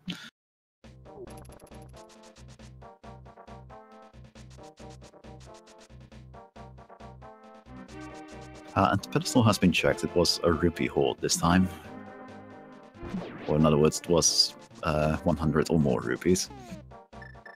Key on Bumper Cave. However, small key. Not what he wants. It's probably one of the other Ganon's Tower small keys. Right, this has been going. We haven't seen many Mire small keys, have we? I don't think we have now. So it could have been one of those two. Looks like he's opting to go to Ice Palace next. Making very good use of that whirlpool just outside of the Bumper Cave area.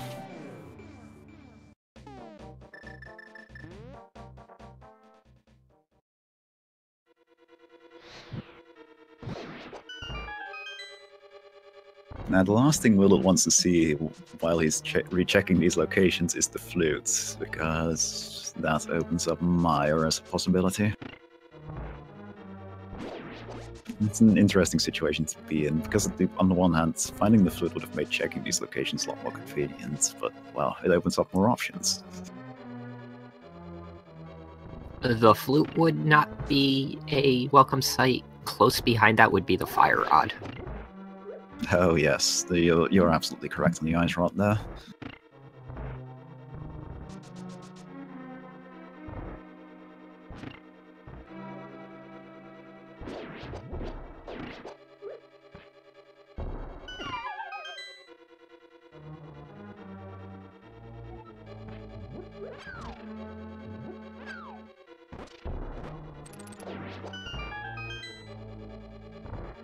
I mean, even if we get Ganon's Tower Big Key fairly early, quote-unquote early here, and we don't have to go through Mire and stuff to it, I still think that for Big Keys in GT is still pretty good.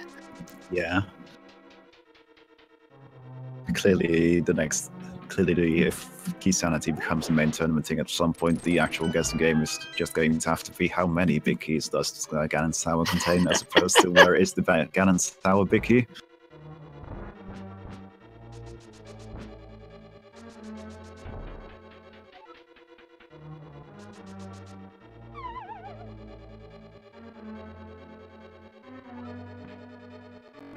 Ninban trying to open the chest can't, but we know where the big key is. Test the flute. Oh no! Oh dear. And Willard has, I think, accepted his fate and is going to go straight into getting his swag duck and then heading to Mystery Mire. I am loving every moment of this. And it's worth mentioning that Ice Palace big key was in fact found in Ganon's Tower. So if this does end up leading to the big key, the Ganon's Tower double dip was absolutely required for the completion of this seed.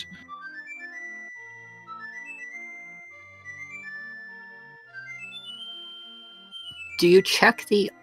like, what big keys hasn't he used then at this point? Swamp? I think Swamp might in fact be it, yeah. But Martin is just going to check this first because it's more item locations.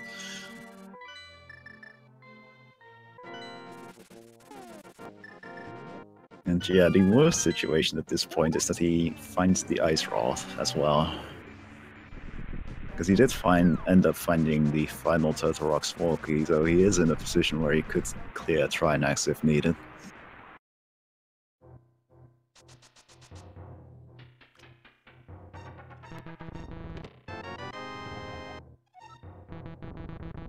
The map is a little bit too late here.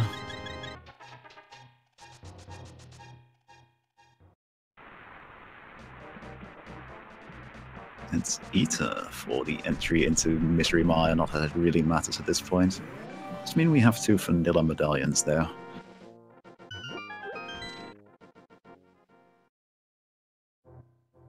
And nothing in the checkerboard cave, so it looks like the next play is heading into Mystery Mire. And looking at that menuing, that's exactly what Willard is going to do, and it makes a lot of sense. There's quite a lot of chests in Mystery Mire after all. It's just normally those are mostly keys, but that's not a problem here in Keysanity. It's the correct play here, but it's the play you hoped you didn't have to make.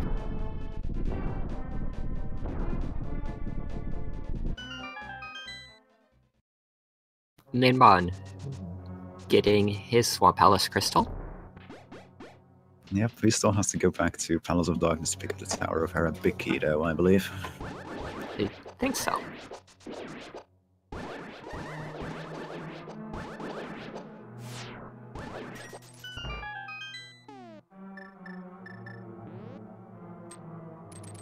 And it looks like our first finish, just barely over the 2-hour mark, just happens with GamerCal placing with a time of 2 hours, 1 minute and 51 seconds. Congratulations to him.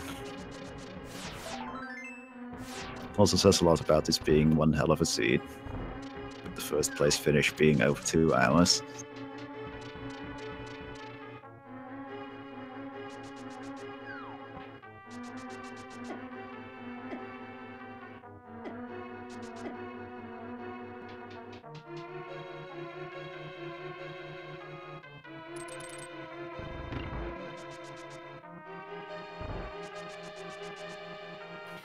Yep, we're just still looking for that GT big key.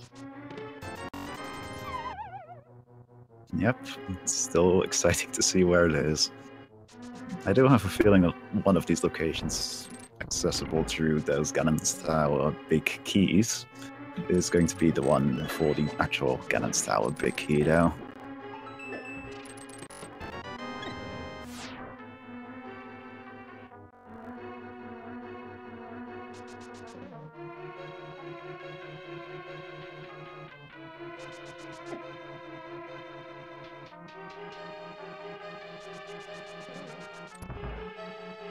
He also decides to leave the SRL comments of "you better be sorry, Triforce," so I guess we've been slightly spoiled on what the Triforce text is.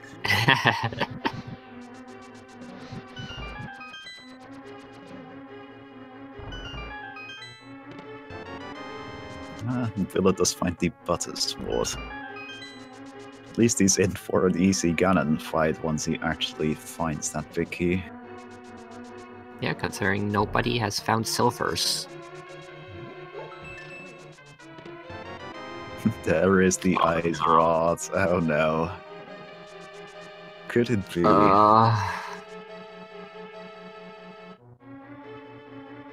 Still 3 items left to check here in Mire.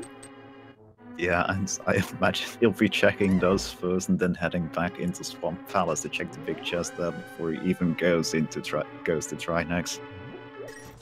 Unless he just decides to gamble on this seed really being that cruel.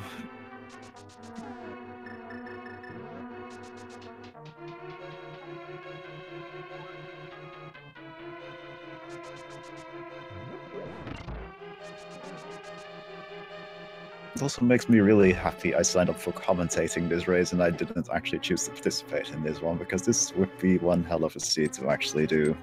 Yes, I'm very glad I'm behind the commentator's desk and not, in the playing chair right now. And the one item Willard is missing for completing the game is the big key for Ganon's Tower. It's a little bit important, just a bit.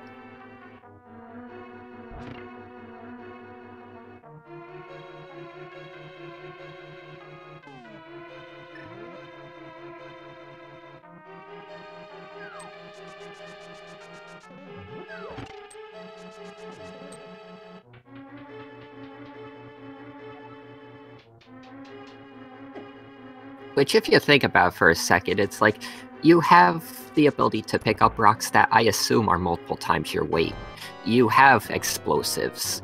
You have all these tools, and yet a locked door is what's stopping you.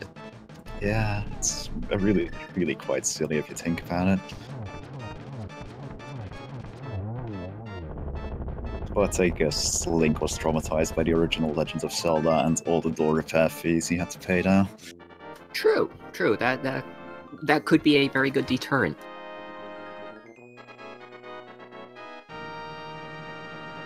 Vulajin going on his great key hunt. Yep, he's We'll going find to keys, but not the good one. He's going to find all the small keys and the big keys, but not the big key. The biggest of the big keys. Looks like Willard is opting to check whether Sahasrara is the secret to the seed.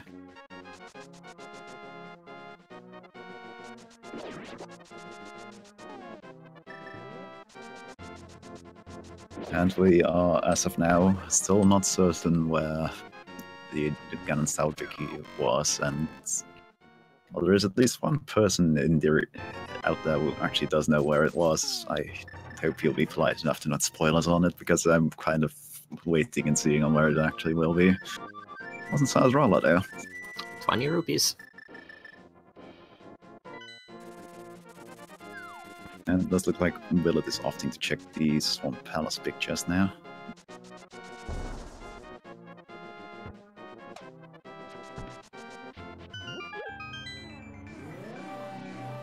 Ninban also entering Ganon's tower and will also be very nonplussed by what he finds here. Pastillage picking up their 7th crystal, about to enter GT very shortly. Vulajin making their way through GT.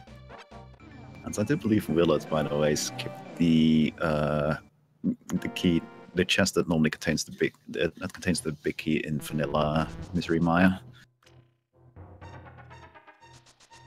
Which I think would have been a quicker check than doing Swamp at this point, but, well, nobody likes that chest anyway.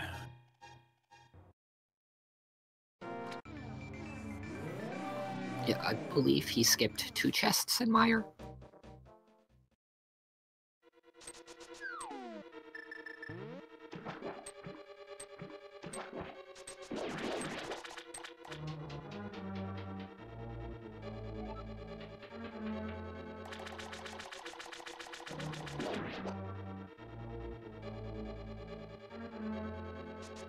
And any of those chests could actually be the big key.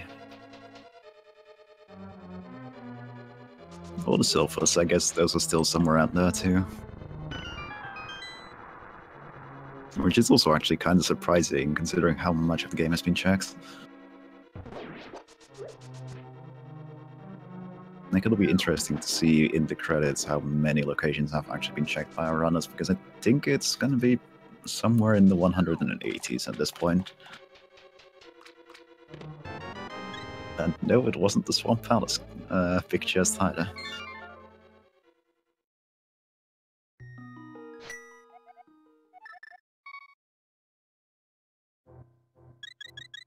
And I think he's going to make the play. I think he's just going to go broke and assume that that ice rod was in fact the key to the seed, and that Trinax holds the Ganon's tower big key.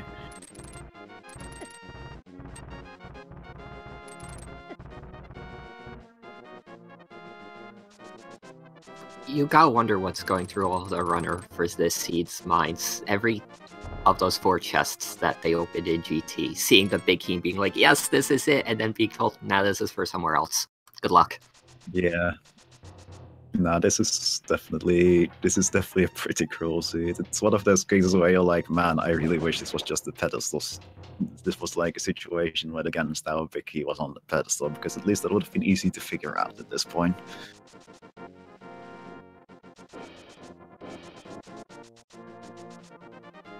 Yeah, it's like seeing something on the lumberjack ledge that you'll want, like the mirror. Yeah, it means you gotta do AGA 1, but at least you know you're gonna be doing AGA 1. Yeah, exactly. Sometimes it's better to know that you have to do something time-consuming than to have to put it off forever and then find out that, oh wait, I had to do this thing anyway.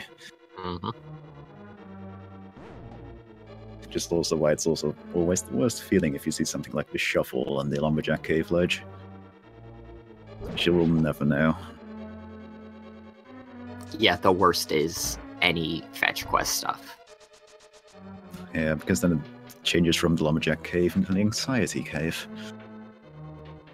It looks like we've got a second finisher 10 minutes after game Macau, roughly at 2:11:05. It was Monarchy.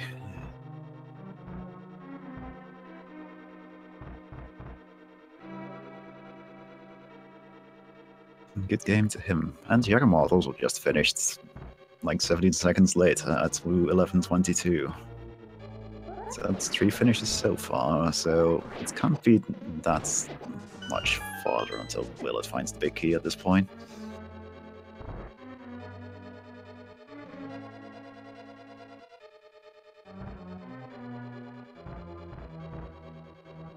Yeah, I guess we'll see whether or not dipping out of Mire after grabbing Ice Rod was proper, or if it was in one of the chests that Willard decided to skip.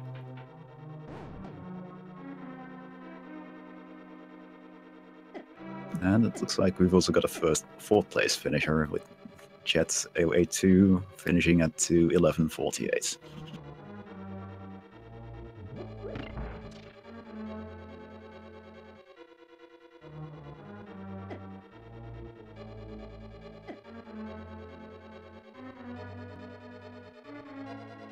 Three finishers within close proximity of each other in finishes, so we can assume that they all had the same thought processes after leaving GT for the first time. Yep, and on the note, 5th place finish for AIM at 12:30. So we're gonna be seeing either situation.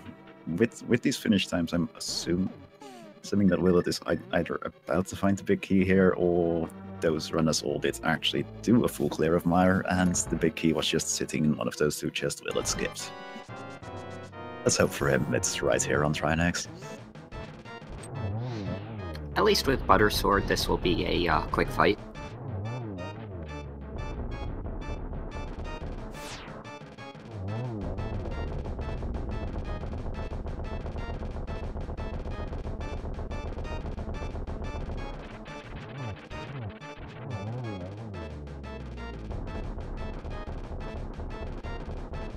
Let's see whether this was bait or reward. No, it was bait. So at this point, I think we have to conclude that the big key was in fact in one of those 2 chests in Mire that Willard skipped. It's very unfortunate for him.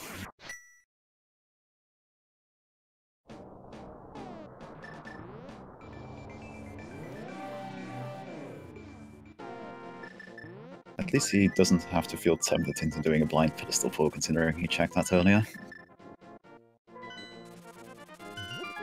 And yeah, Graveyard Ledge was checked, it was the powder.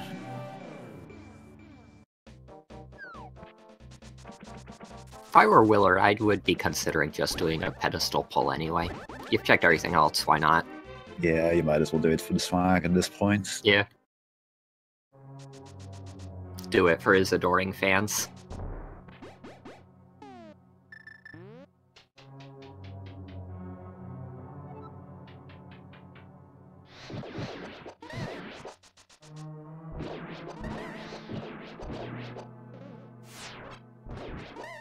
That looks like he just jumped into the same conclusion as I did.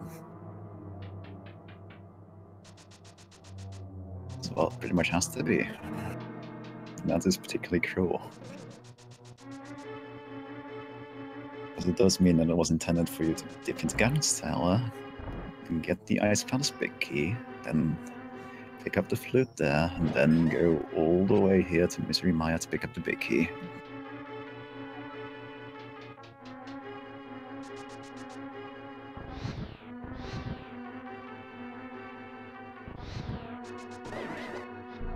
Looks like Vulajin is actually right on the way to finding his flute.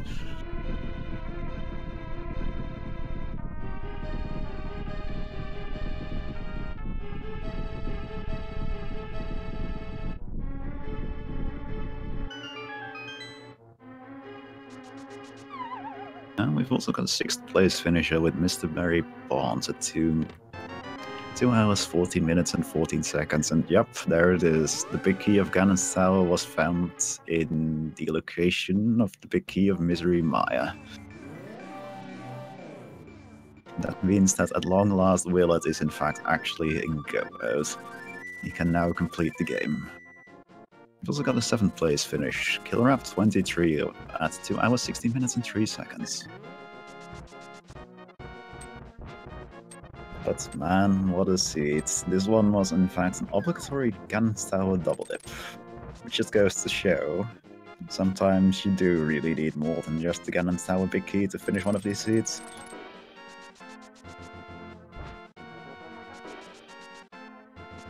A healthy dose of luck also helps in Keysanity mode, more than regular. Definitely. Because after doing Ganon's Tower there, and I imagine everybody who was in that position would have full cleared Ganon's Tower, you had plenty of choice on where to go next.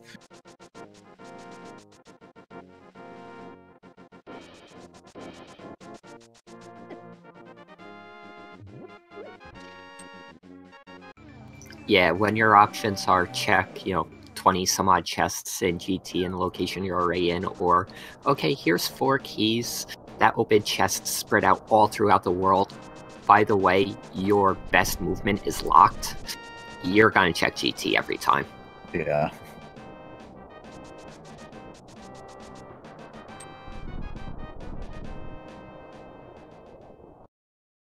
Yeah, the silvers are in fact still somewhere out there. There's not many locations left to check. Indeed, I believe the only locations left to check are in fact these chests in the upper floors of Ganon's Tower. It'd be interesting to see if Willard just takes advantage of this fact and actually opens those and gets the silvers. Though I suppose they could be in the Ganon's Tower big chests as well, which nobody's going to check.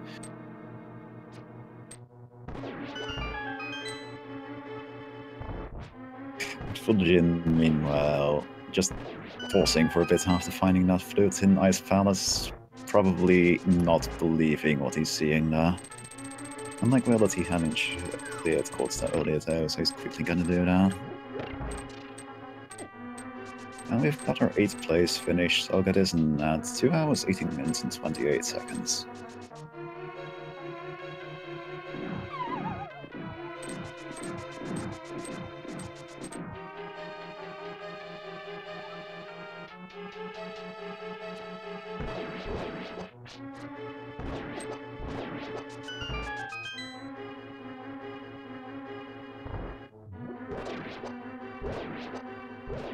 Just clearing out this gauntlet quite smoothly so far, at least.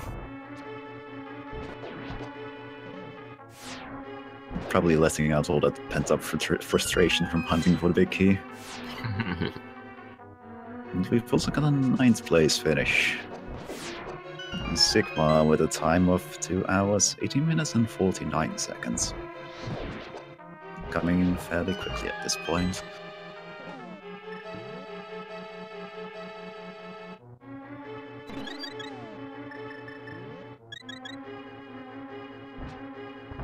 So it's purposely wasting some time before Lanwell is here so he can easily spin attack all 3 of them, which is a pretty sweet little tactic with sword is good.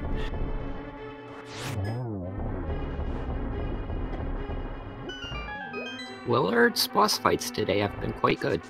Yeah, he's definitely practiced those quite a bit.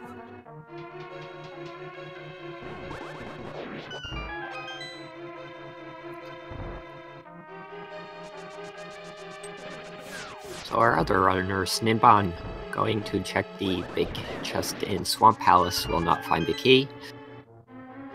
Just getting hard container.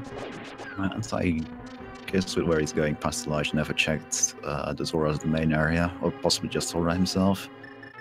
Actually, he doesn't have the shuffle, so he might be thinking the shuffle is what hides the Ganon's Tower big key, and he's going to be disappointed.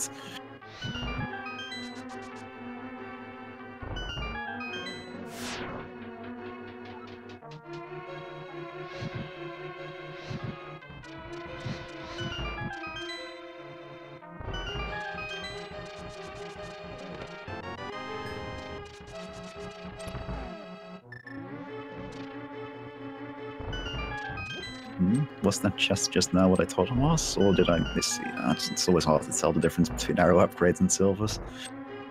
It was silvers.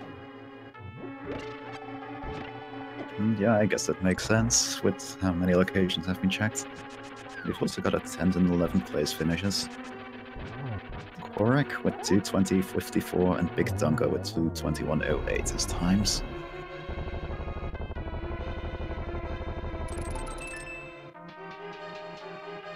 Willard defeating Moldorm 2, moving on to go face Aga 2 in a moment. Yeah, and I believe this is about the point at which the quest goes crazy over Dragon Quest for reasons I don't quite understand.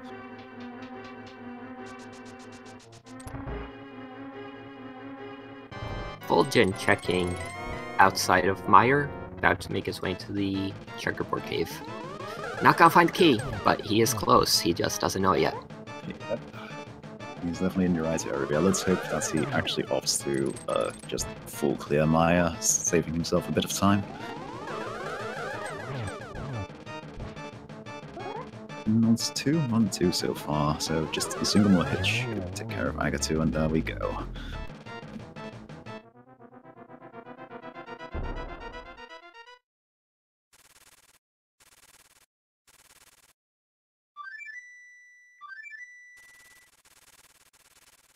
Looks like Pastillage actually has quite a few pivot locations left to check, and he's just opting to do those first instead of assuming that the game requires you to do a Ganon's Tower double dip. Oh well.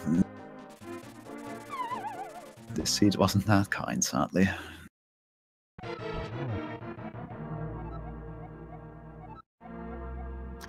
Like, it gave you weapons early. That's all you got.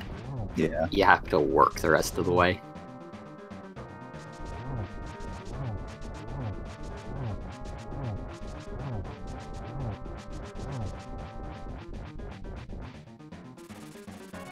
And we have a 13th place finish as well. It's Loot Dolphin finishing at 2:23.09. Ninban finding their flute, immediately save it, quitting out, and going to activate it. And looks like Vulajin is about to pick up the Ganon's Tower big key.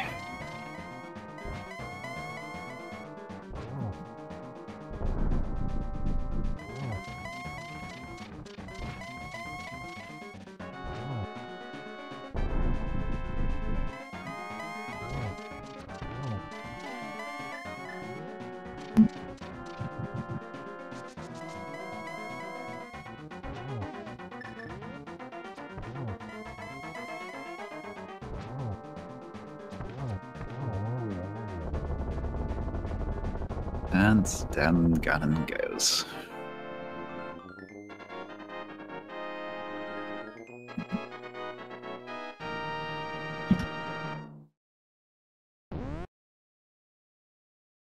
And there we go. Willard finishes with an official SRL time of 2 hours, 23 minutes and 44 seconds. And let me check real quick. And yep, there he is. WillardJBradley has just joined us here in the commentary booth. Congratulations on actually finishing that seed, Willard, because that was... It was about what I expected. From a Keysanity. Oh, I didn't stop my timer. Did I not stop my... No, I didn't. My bad. Mobby. That's okay. Hi, everybody. Hi, Willard. Oh, man.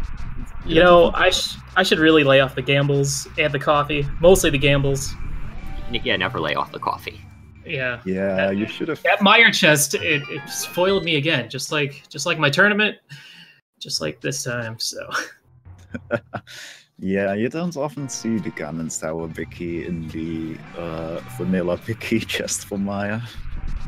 Yeah. But this was a particularly, I have to say, this seed was particularly creative in its cruelty, because mandatory GT double dips aren't all that common in Keysanity. Mm-hmm.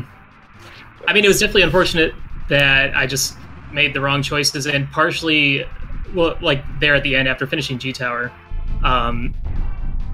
because yeah, you had to go into Ice Palace, big chest, get the flute, go to Mire just to get the big key, and then I could have just gone straight back.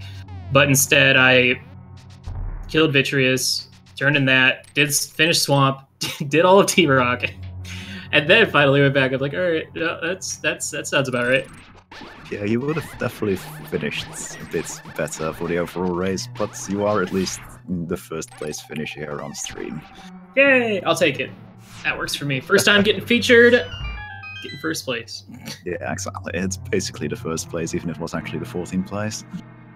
Shh, just take that 4 away from the 14, and we're in business. Yeah, basically. 14th place overall, first place on our featured race, and in our hearts. The hearts part. That's the most important part. But no, that was overall pretty fun. I still don't know how to really route this video game at all. Not yet. Because it's like, okay, well, it could be anywhere. G Tower, Big Key could be literally anywhere. I don't know. It's really, you can't really, there isn't really much to talk about when you basically 100% a C.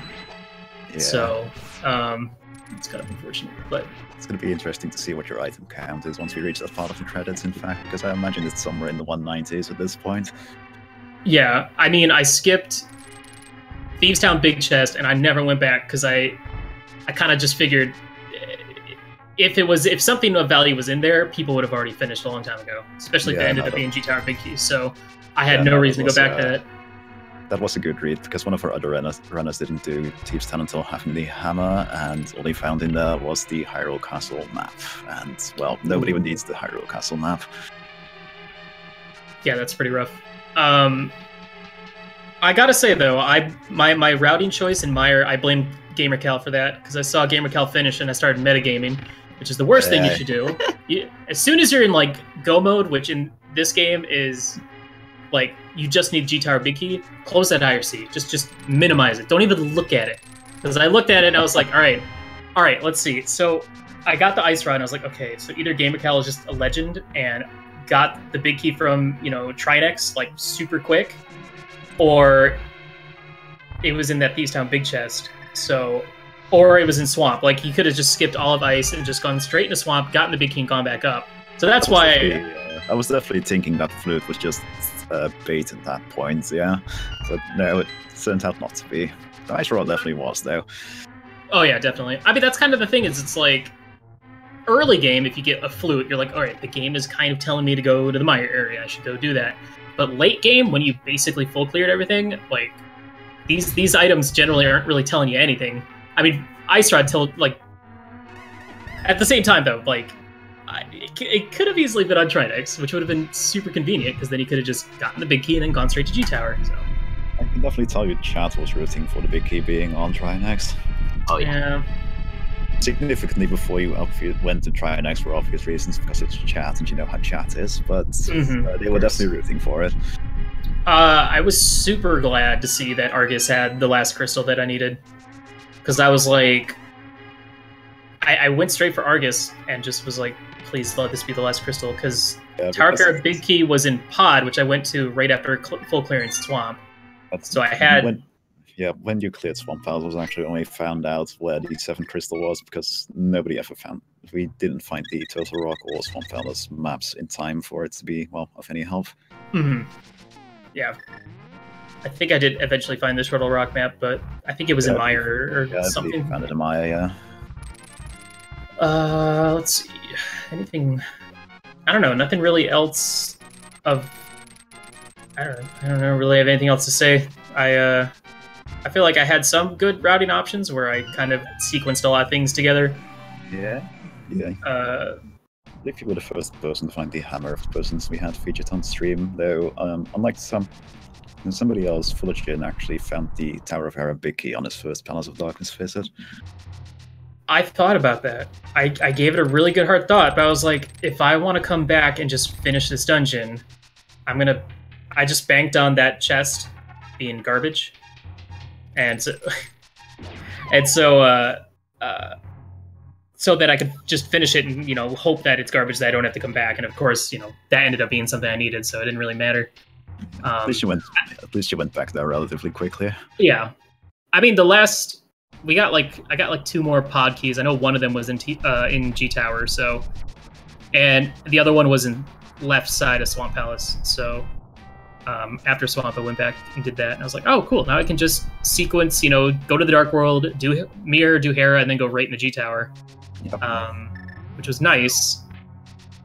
But yeah, that's kind of like the upside / downside of Keysanity is very often having to full clear G Tower or never touching G Tower at all, except for going straight up the gauntlet. Yeah, exactly. I've definitely seen both happen on these streams. It's kind of like, which I'm used to full clearing G Tower because I do a lot of overworld glitches, and in that, you have G Tower access like mid game or immediately. Yeah. And so oftentimes you will. Yeah, basically as soon as you have boots and Dead Mountain access. Mm-hmm. You just need boots and Moon Pearl, and then you can immediately go up there. And a sword definitely helps. But yeah, this was only my 4th Keysanity, so this is pretty much my average, around 220, 225. Yeah, I actually saw in IRC that you got a personal best of like 45 seconds or something. Yeah, we take those. Oh, I missed the item count. What was it? I actually wasn't paying attention, but going by chat, according to chat, just kept 22 of the possible locations, so it might have been like 184 or something. Not bad. And we've got Vulajin fighting Ganon in the meantime, and Ninban is also making his way up Ganon's tower, and Pastillage is also checking the Mire area, so he should be finding his big key fairly shortly, I hope. He might also... Yeah, definitely, I hope so for him. So Willard, what were you thinking finding each progressive big key in GT? I was like, alright, I got a 50-50-50-50. Which one of those do I want to take? Yeah, because I found the Ice Palace one, the Swamp Palace one, the Mire one, and the Skull Woods. So I was like, all right, how do I route this conveniently? And I hadn't checked Bumper Cave yet after getting the cape, so I was like, all right, let's do Skull Woods, check Bumper Cave, which I saw was a small key, and I'm like, all right, I don't need that. No reason to get that. And then mirrored and went straight into the water to go straight to Ice Palace. So I thought that routing was really good. That worked out for me. Got the flute, and then went to Mire. It was, honestly, this would have, I'm curious how much time I would have saved if I just full cleared Mire. I will never not full clear Mire ever again. I will never not skip that vanilla big key location ever again. Cause like, sorry to interrupt you, but yeah, go for it. Just finished with a time of 2 hours, 33 minutes, and 17 seconds. And I believe I also just heard him join the commentary booth. He did. Hello, and congratulations on finishing Vulajin. Thank you. There you go. I know how to make my equipment work. Why? Yeah, that was a pretty accurate summary of this siege. Willard, can we have you join or do the join the siege next time? Because this is actually worse. I don't want this being blamed. I already get blamed for enough awful seeds that I generate. Or speaking of which, stay tuned for those seeds coming up today. Yes, we have 2 more races coming up today in the daily race series. Oh God! So I didn't think that the triple dip of Turtle Rock from the last time I got featured was enough. So this time I think it was a quadruple dip on Ice Palace. It was good. I like Ice Palace a lot. Nice. A lot. Yeah. I want to go back and count how many times I went up Death Mountain this seed. Well, there was the time before the mirror, and then there was the time after the mirror, and then there was the time after the hammer, and then there was the time to actually go into Turtle Rock, and then there was the time to go to Turtle Rock again, then there was the time to go to Ganon's Tower, then there was the time to go to Ganon's Tower again. See, well, at least unlike somebody here, you didn't kill Trinex. Dude, I full cleared. I killed all the bosses. It felt good. Yeah, so I was fortunate that I decided to open the Turtle Rock Big Key chest because I was definitely not going back to Turtle Rock just to kill Trinex. I was like, especially because Ice Palace gave the flute. I was like, I think it's faster to do the Ice Palace Big Chest than to do the Turtle Rock, like, finish the dungeon. I'm pretty sure that's right. So I got the Big Chest, and that was flute, and like, I absolutely hit everything right now. Basically. I was really tempted to forfeit, but never. And it looks like Pastillage on stream, by the way, is about to hit go mode because he's headed towards the location of the Ganon's Tower Big Key. Yeah, they're a smart person and didn't skip the vanilla Big Key location in Mire to go kill Vitreous, to go turn in the pendant, to go finish Swamp Palace, to go full clear the rest of T Rock, to then go back and get the G Tower Big Key. Yeah, that would have been silly. No, Yeah, who does that? Who does that? It's funny because once I got to Ganon's Tower, well, the problem is someone in Ray's chat like commented, like, oh, this is super stupid or something like that, which was totally non-specific. Like, that was fine, except I was thinking like, oh, you know, I don't really like how this seed is going like early on. Long before I got to GT, I was like, this is really messy and crappy. But then I got through everything. I'm like, I don't think this was as crappy as I thought. So there has to be something else. And then I noticed I didn't have the GT Big Key. So I kind of knew it wasn't in Ganon's Tower, but I just played out Ganon's Tower anyway. It's a tough gamble not to make, or it's a tough gamble to make when you have all of G Tower sitting right there. I mean, you have 22 chests that you could check, and it's like, I'm going to assume that the Big Key's not in here. Otherwise, people would be done by now. But at the same time, it's like, how much do I clear? Because, you know, you had to find the Ice Palace Big Key, and then, well, that's pretty much all you needed. Yeah, but you had to know that. So you're right. Like, you pretty much have to full clear it. And I mean, even that comment could have implied like tile room. So yeah, I did the entirety of it, and then I got my crap. And then fortunately, I'd been so thorough before that, and so slow that I already just had like everything. So it was literally just Skull Big Chest, Ice Big Chest, and clear Turtle Rock. And I'm very glad I didn't choose to do the latter. See, all I had left was Thieves Town Big Chest, which I skipped and never went back to. And then the last 3 items in the gauntlet. I got the silvers, and then I stopped opening chests. Yep, ditto. Which was super nice. And finding Gold Sword in... I went back to Agate Tower, got the Tempered Sword, and then found Gold Sword in Mire, which was really nice too. Oh. I'm glad I didn't bother checking the that second Agate chest.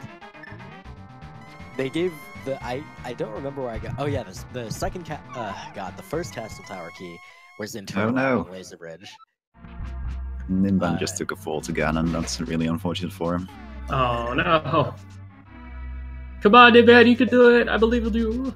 Wait a I second. definitely believe in him. Am I hearing that I not only did not finish last on the restream, but I didn't even finish third? Yeah. Holy Yeah, crap. you finished second on the restream after Willard. We should all be ashamed of having played this seed. I gotta say though, my proudest moment was probably that Mothula fight. I'm really happy with that one. That was incredibly good. Yeah, you had what, 6 hearts, the green tunic, had to fight the sword and barely any magic. Mm-hmm. Dude, nice. I went to clear Thieves and to try to kill Mothula once each when I was at like low hearts, and I took a death on each one. I'm just like, okay, I'm just gonna back off and just come back when I have more stuff. Yeah, I died in the Hellway, but that's because I went into Thieves Town with like half a heart. Because I was like, I don't want to die in Dark Overworld, so I'll just go check the first 4 chests in Thieves Town. I was expecting you to take the first 4 chests there in Death Warp, but then you found the big key for Thieves Town in Thieves Town. So yeah, that was the thing. It would have been nice just finishing it, but then I got a new controller, so I'm still kind of getting used to it. So I was walking up the Hellway, and I just was like, hey, cool, a spike, and I walked right into it and died. I'm trying to think, there was another small key that was vanilla. Desert. Yeah, Desert had the vanilla big key, yeah. Which is funny, because that's twice in a row I've gotten that small key on the lamp in Desert, because I did a Keysanity last night to practice for this, and it was also there. Also, this entire race, I'm like, is that small key going to be in Swamp? In that first chest? It's a 10% chance. They need to fix that. It's a waste of time. Rip. I'm glad I didn't check that. But yeah, Laser Bridge, once again, coming through. And Spike Cave having a Turtle Rock key allowed me to, full clear all that except for Trinex. So that was a good check right before. Oh. That was pretty. Oh, yeah, that was. He managed to pull it off. That was scary. Oh man.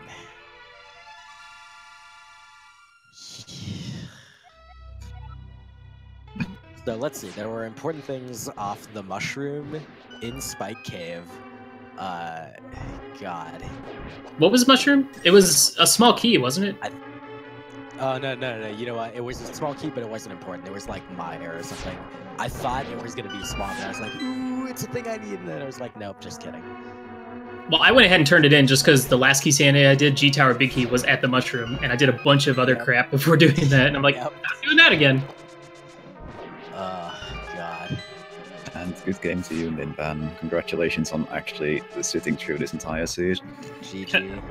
Thanks, that was something. GG to everyone else.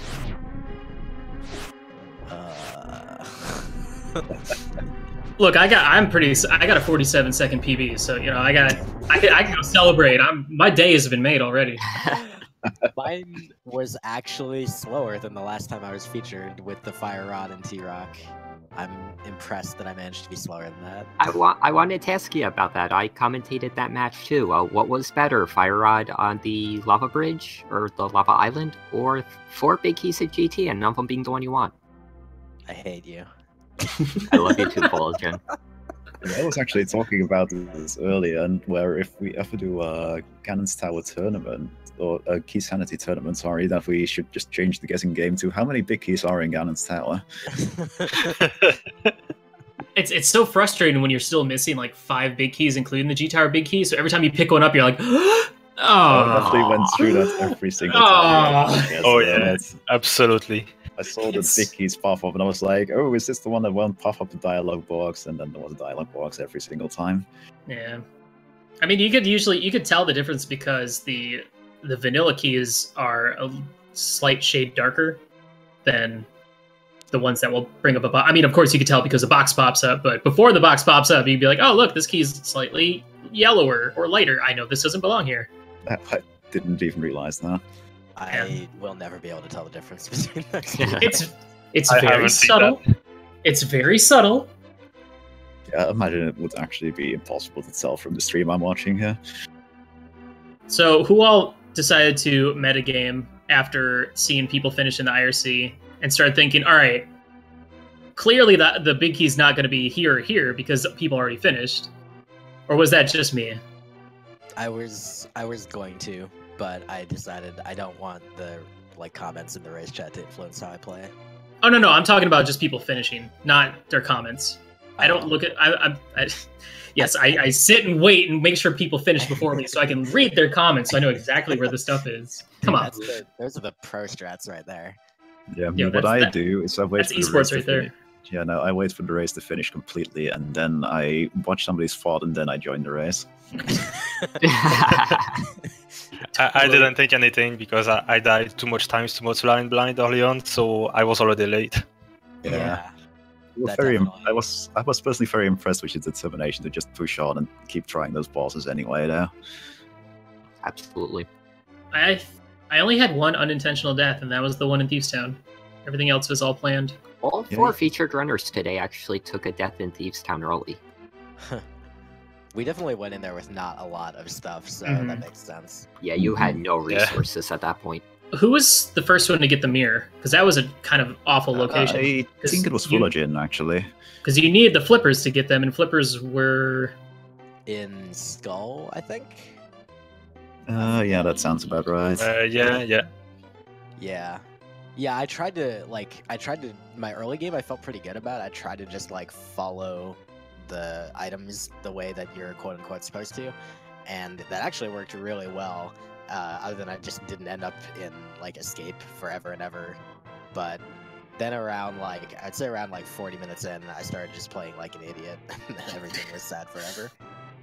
Dude, after I finished full cleared the bottom part of G Tower, I just played like a big old dummy. Well, actually, no. My routing to get the flute was perfect. As soon as I saw someone finish, I started thinking like, okay, the G Tower big key's got to be somewhere stupid. It can't also be in Mire. It was like a 50-50. I was like, I'll go to Vitreous or turn in Sahasrara Pendant instead of checking the vanilla big key location. But I had fun killing all the bosses. It was great. But yeah, I was kind of frustrated because I went and did all the Zora stuff once I got flippers. Then I went and checked the pyramid, got the mirror, and I was like, man, I could have done Catfish, then, Zora and all that jazz. Yeah, but you can never predict where those things are.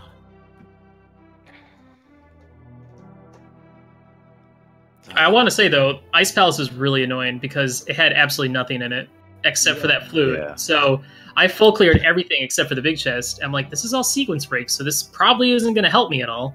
But just in case it does, because it could have been like, get the G Tower big key to get the Ice Palace big key to get the G Tower big key off a Cold Stare.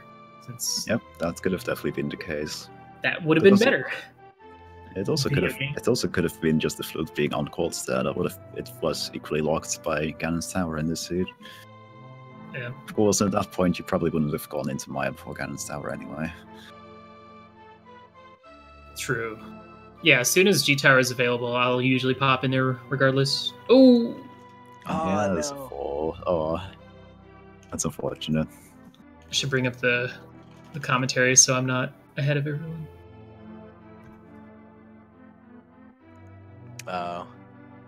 I'm just watching the restream, so I'm behind everyone. Yeah. Or that, whichever one. Ganon claiming another victim. I was all set for Master Sword Silverless, and then all of a sudden I go back and I'm like, all right, Gold Sword Silvers. Sure, same thing. Where was Wait, what was the fourth sword? One was in the Compass chest in Mire, the other one was in the second chest in Aga Tower. Oh, I thought that was the one I missed. Yeah, I figured that was the same one that I missed as well. Dude, I was thinking I was going to be super cheeky, and G Tower Big Key was going to be in that second chest in Aga Tower, and I was like, yes, no one's gonna remember to do this. But then it was a sword, and I'm like, that's still, I'm okay with this. I'll allow it. I unfortunately just got the news, by the way, that once Pastillage finishes, we'll have to, our stream will be cycling over to Mega Man Racing, so we won't have time to interview him.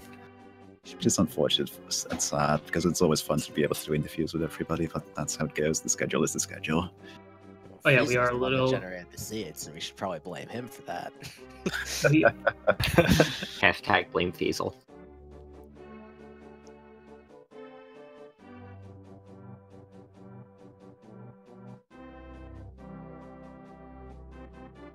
Oh, wait. It isn't going to take that much longer. I'm missing the Zelda 1 race right now. Oh no. I need to go watch that. Bye, everyone! Bye, Willard. Bye, Willard. No, regardless, Pastillage is in fact finishing just now. Let me check real quick what his time is for you guys. It was 2:49:02. And with that, I've been the dudes, and it's been a pleasure, everybody. Quick shout out to our featured runners, Ninban, Pastillage, WillardJBradley, and Vulajin. Our trackers today were B-Links and said, hey, that was Dude. I am Takeru Impulse. Thank you for watching. At 8 p.m. Eastern tonight, we will have another race, which is Swordless Randomizer Bosses, Full Entrance Shuffle plus Ganon Shuffle. 11 p.m. is Triforce 30 of 40 pieces, Keysanity Randomizer. Yep, and also if you guys like Mega Man, stick around because we're having Mega Man Racing here shortly on Speed Gaming too.